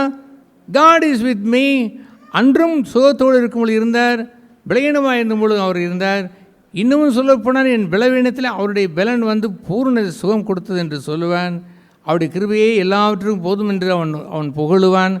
தேவனையே தவிர தன் கண்களை வேறு எதற்கும் செலுத்த மாட்டான். ஐயா, ஒன்றான மெய்தேவனாகி உம்மையும் நீ அனுப்பின குமாரனா இயேசு கிறிஸ்து அறிவதே நித்திய ஜீவன் என்று இருப்பதை கஷ்டமான காரியமா? டு லவ் காட், தேவனை நேசிப்பதும், டு லவ் ஜீசஸ், இயேசுவை நேசிப்பதும் கஷ்டமான காரியமா? எத்தனையோ உலக காரியங்களை நீங்கள் நேசித்து கட்டிப்பிடித்து இருப்பதானையா கஷ்டமான காரியம்? ஒன்றான மெய்தேவனை அவர் இறுக பிடித்து வாழ்வது கஷ்டமான காரியமா? நீ ஆசீர்வதிக்காவிட்டால் உம்மை போகவிடேன் என்று சொன்னவன் அங்கே இருக்கக்கூடிய 2 பரிவாரங்களிலே அந்த லேயால் ராகேல் அந்த அவளுடைய அந்த சொத்துக்கள் எத்தனை வருடங்கள் அங்கே இருந்தான், அதற்கு எவ்வளவு பாடுபட்டான், எத்தனை அங்கே இருந்தது, அத்தனையும் தலை வைத்து விட்டு நீர் என்னை ஆசீர்வதிக்காவிட்டால் என்று கேட்டானே பாருங்கள். காட், காட், தேவன் என்று ஒரு பங்கை உள்ளத்தில் வைத்திருக்கிறீர்களோ? Do you know God? தேவனை அறிந்தீர்களோ? தேவனை அறிந்திருந்தால் தேவன் தந்த அந்த பாவ மன்னிப்பின் புண்ணியமாய் அந்த இரத்தத்தை குற்றஞ்சாட்ட வரும்பொழுது நின்றீர்களோ? ஜெயம் பெற்றீர்களா? அது வலு சர்ப்பம் என்று கண்டு பெரிய ரட்சிப்பை நீங்கள் கண்டீர்களா? கூனி குறுகி போய் உட்கார்ந்து கொண்டு கிறிஸ்தவ வாழ்க்கையை வாழுகிறார்களாம். எங்கே அவர்கள் செழித்து வாழ்ந்தார்கள்? கர்த்தருக்குள் எங்கே சந்தோஷமாக இருக்கிறார்கள்? எப்பொழுது பார்த்தாலும் இந்த குற்றச்சாட்டிற்குள் உட்கார்ந்து கொண்டே கூனி குறுகி போய் இருக்கிறார்கள். ஐயோ, அவன் என்னை எப்படி பேசிவிட்டான் என்று சொல்லி இவள் எப்படி பேசிவிட்டாள். பேய் ஒன்றை சொன்னதை அதை கேட்டுவிட்டு இவன் சொன்னானாம், அவன் சொன்னானாம். உலகத்தான் அதை சொல்லுவான். பேய் எதற்கு தெரியவில்லையே. ஜீவனை அதை அருமையாக நீங்கள் எண்ணிக்கொண்டு என் பெயர் போய்விட்டது, என் புகழ் போய்விட்டது என்றால் கூனி குறுகி போய் இருப்பது. அவருடைய இரத்தத்திற்குரிய புண்ணியத்தை போராடினீர்களா? அப்படி வசனத்திற்கு ஏற்பட்ட துரோகத்திற்கு போராடினீர்களா? அதற்கு பேதானையா மாபெரும் யுத்தம். அந்த யுத்தம் செய்ய பழகாதவன் இந்த உலகத்திலே நோய் நோய் என்று இணைத்தையாவது பேசிக்கொண்டே இருப்பான். தானே நல்லவனை போலவும் தேவனை மறந்துவிட்டு நீதியை பேசுகிறவனை போலவோ இந்த யோவனுடைய நண்பர்களைப் போல அவன் உண்டது பாவம் இருக்கிறனால தான் இப்படிலாம் நடந்து கொண்டிருக்கிறது, ஏதோ ஒரு தவறு செய்திருக்கிறார் என்று சொல்லிக்கொண்டோ ரட்சிக்கப்பட்ட ஒரு பெண்ணிடம், ரட்சிக்கப்பட்ட ஒரு சகோதரனிடம் பேசுவது நியாயம்தானா? தாயே, தந்தையே, சகோதரா, சகோதரி, கர்த்தர் உன்னோடு இருக்கிறார். என்ன நிலை வந்தாலும் கர்த்தர் உன்னை விட்டு விலகார். நீ ஜெயிலுக்கு போனாலும், நீ மரணமே சம்பவித்தாலும், ஜீவனே போனாலும் கர்த்தருடைய ரட்சிப்பு உன்னோடு எப்போது இருக்கிறது என்று சொல்ல தெரிந்ததா? சொல்வது இல்லையே. கூனிகளாய் வாழ்கிறார்கள், கூனி குறுகி போய் நின்று கொண்டு இருக்கிறார்கள். குற்றச்சாட்டுதலை கேட்டு கேட்டே பழகி வாழ்கிறார்கள். அதுபோன்றவர்களை வேதம் மறுக்கிறது, சபையும் மறுக்கிறது. இரத்தத்தினுடைய புண்ணியத்தை அறியாமல் தங்களை பசுத்தமாக்கின இரத்தத்தை காலின் கீழ் போட்டு மிதித்து கொண்டு வாழ்கின்ற ஜனங்களை சபையும் மறுக்கிறது. சபை என்றால் யாரோ ஒருவர் நின்று கொண்டு உங்களை மறுக்கிறேன் என்று அல்ல. த எம்பாடிமெண்ட் ஆஃப் காட், தேவனுடைய சபை என்று இருக்கிற ஒரு சக்கரம் சுற்றி கொண்டிருக்கிறதே, அது உங்களை மறுக்கும். நான் அல்ல, நான் மனுஷன். The church of the living God. 2 அல்லது 3 பேர் அங்கே இருந்தாலும் அவர் நடுவே இருப்பேன் என்று சொன்னாரே, அந்த சபை மறுக்கும், உங்களை மறுக்கும், உங்களை ஏற்றுக்கொள்ளாது. உங்களை தனக்குரியவர்கள் என்று ஏற்றுக்கொள்வது இல்லை. ரட்சிக்கப்பட்டாரலாம், ஆனால் யுத்தம் செய்ய பழகாதவர்கள். சர்ப்பத்திலிருந்து விடுபட்டாரலாம், வலு சர்ப்பத்திலே தோற்று போவாரலாம். ஜெயிக்க பழகாதவர்கள். அதுபோன்ற வாழ்க்கை இல்லாதபடி ஜெயம் ஜெயம் ஜெயம் என்று வாழ வேண்டும். சும்மா இரத்தத்தால் ஜெயம் இரத்தத்தாலே ஜெயம் என்று பாடிவிட்டு பாவம் செய்ய போய் கொண்டிருக்கிறார்களே, அந்த கூட்டத்தை நான் கேட்டேன். அது அல்ல. கூனி போய்விட்டீர்களே, இத்தனை ஆண்டுகள் கூனி போய் உட்கார்ந்து கொண்டு அவனுடைய குற்றச்சாட்டுகளை கேட்டுவிட்டு குனிந்து விட்டு இப்படி யாரோ சொல்லிவிட்டாரலாம், இது என்ன, ஐயோ என்னை இப்படி சொல்லிவிட்டார்கள், ஐயோ என்னை அப்படி சொல்லிவிட்டார். நான் சொல்கிறேன் கேளுங்கள். என்னை குறித்து யார் என்ன சொன்னாலும் என் உள்ளத்தை, என் ஜீவனை பாதிப்பதே இல்லை. என் ஜீவனை அருமையாய் நான் எண்ணியதில்லை ஐயா. என் ஆண்டவருடைய புண்ணியத்தை யாராவது கேட்டால் ஐ வில் ஸ்டாண்ட் அப். ஜீவ வசனத்துக்கு விரோதமாய் சத்தியத்திற்கு விரோதம் ஒன்று வந்தால் ஐ வில் ஸ்டாண்ட் அப். எதிரே வந்து நின்றது 5 தலை ஒரு வலு சர்ப்பம் என்று என்றால் I will stand up against than. I will over come it. அதை நான் ஜெயிப்பேன். என் ஆண்டவர் தேவகுமாரன் ஜெபித்தார். அவருடைய வரிசையில் வந்த தேவகுமாரனை நானும் இந்த வலு சர்ப்பத்தை நான் வெல்லுவேன். மகா பெரிய சத்தம் உண்டானது. ரட்சிப்பு கர்த்தருடையது, மகத்துவம் கர்த்தருடையது என்று அந்த மகத்துவத்தை பெற்று ஒரு ஜெயங்கொண்ட கிறிஸ்தவன் அல்லவோ சபைக்கு வேண்டும். ஜெயங்கொண்ட கிறிஸ்தவன் அல்லவோ ஒரு சபைக்கு ஒரு சகோதரி வேண்டும், ஒரு சகோதரன் வேண்டும். ஏனோ தானோ என்று அல்ல. நீ என்ன ஊழியம் செய்கிறீர்கள், அதை செய்தீர்கள், இதை செய்தெல்லாம் தூக்கி 2வது வைத்துக் கொள்ளுங்கள். The first thing, are you victorious of Christ? கிறிஸ்தனுடைய ஜெயவாளிகளா என்று பாருங்கள். கிறிஸ்து இயேசுவுக்குள் எங்களை வெற்றி சிறக்க பண்ணுகின்ற தேவனுக்கு ஸ்தோத்திரம் என்ற முழக்கம் காலமெல்லாம் ஒலிக்க வேண்டும் ஐயா. நேற்று நடந்த ஒரு குறையை கூட அவன் வந்து இரவும் பகலும் குற்றஞ்சாட்டினவன் சொல்லத்தான் செய்வான். நோ, நான் தேவனிடத்தில் சென்றேன், அறிக்கை செய்தேன். என்ன செய்தார் அவர் என் அழுக்கு வஸ்திரங்களை எடுத்துவிட்டு வெண் வஸ்திரங்களை தரித்தார். அழுக்கு வஸ்திரங்களை எடுத்து வைத்தது யார் தெரியுமா? நீ குற்றஞ்சாட்டினை ஒரு கூட்டம். அந்த ஜனங்கள் மறுத்து அவர்களை வைத்து எடுக்க வைத்து விட்டார். அல்லேலூயா. பாருங்கே, கோலாகலமான தூய்மையான பாகை வைத்திருக்கிறேன் என்று அவன் கொண்டாடி வாழுவான். எல்லோரும் தூய்மையான பாகையை வைத்திருக்கிற ஜனங்களைப் போலவா உட்கார்ந்திருக்கிறீர்கள்? எல்லோருடைய தலையிலும் தூய்மையான பாகை உட்கார்ந்திருக்கிறதா, வைத்திருக்கப்பட்டிருக்கிறதா? இப்படி சொன்னால் கூட சிரிக்க மாட்டேன் என்று சொல்கிறீர்களே. எல்லோ தலையும் தூய்மையான பாகை என்றால் என்னென்று அர்த்தம்? கிரீடம். அந்த நாட்களில் ஜமீன்தாருக்குத்தான் அந்த பாகை என்று சொல்வார்கள். பெரிய ஒரு டர்பன், ஒரு பியூட்டிஃபுல் ஒயிட் அந்த வெல்வெட் டர்பனை வைத்து பாகை சூட்டி வைப்பார்கள். முன்னால் ஒரு குஞ்சம் ஒன்று வைத்திருப்பார்கள். எல்லோருக்கும் தூய்மையான பாகை சூட்டப்பட்ட ஜனதானா? Smile like that, smile. சின்ன பிள்ளைகளுக்கு ஒரு பாட்டு பாடும், smile smile Jesus loves you. Smile, smile. Jesus loves you. இப்போ உங்களை பார்த்து பாட வேண்டியிருக்கிறது. Smile, smile. Jesus loves you. Smile, smile. Jesus loves you. Sister, பின்னால் படுத்து இருக்கிற சகோதரி பேர் என்ன, Prema sister, smile, smile. Jesus loves you. படிங்கள். Smile, smile. Jesus loves you. Smile, smile. Jesus loves you. ஆகவே ஒரு ஆஸ்பத்திரிக்கு சென்றால் என்ன, ஒரு குகைக்குள் சென்றால் என்ன, ஒரு பாம்பினுடைய பட்டாளத்துக்கு முன்னால் சென்றால் என்ன, ஜெயம் பெற்றவர்களாய் செல்லுங்கள். உங்களை குற்றம் சாட்டுவதற்கு வருவதுதான் பெரிய ஆயுதம். அது சாதாரண ஆயுதம் அல்ல, வலு சர்ப்பம்.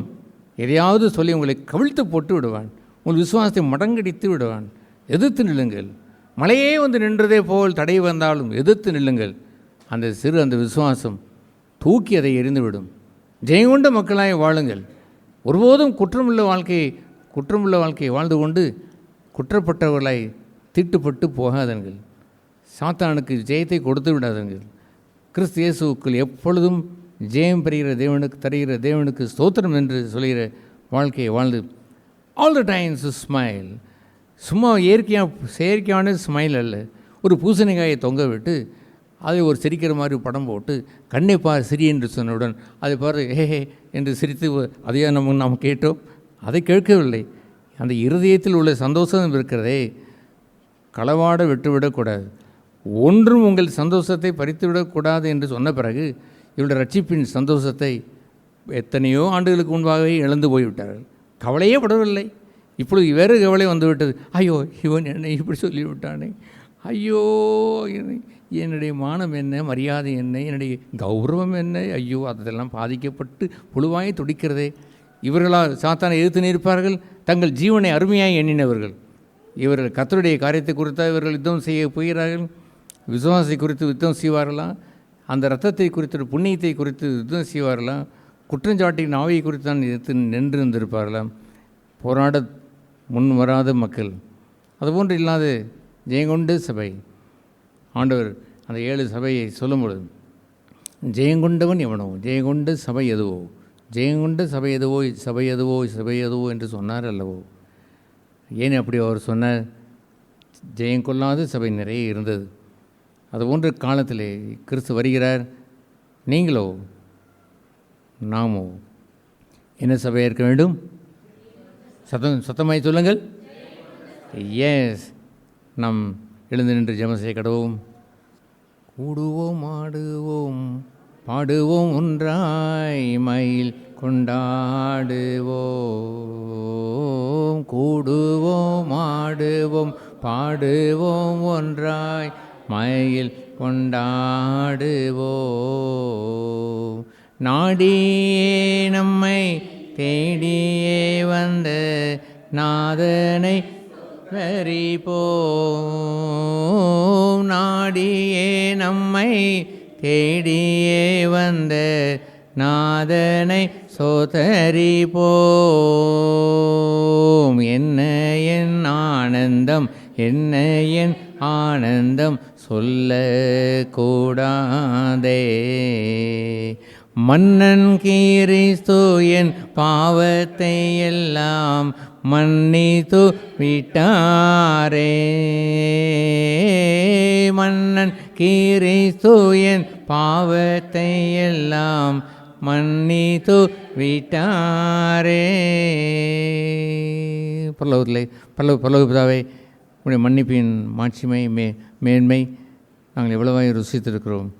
சாத்தானே ஆண்டவரே, எங்களை பரிசுத்தப்படுத்துகின்ற உம்முடைய வசனத்தை அவமதிக்கிற சாத்தானை நாங்கள் அவனை எதிர்த்து நின்று யுத்தம் செய்து ஜெயங்கொள்ளும் வாழ்க்கையை தந்திருக்கிறேன்.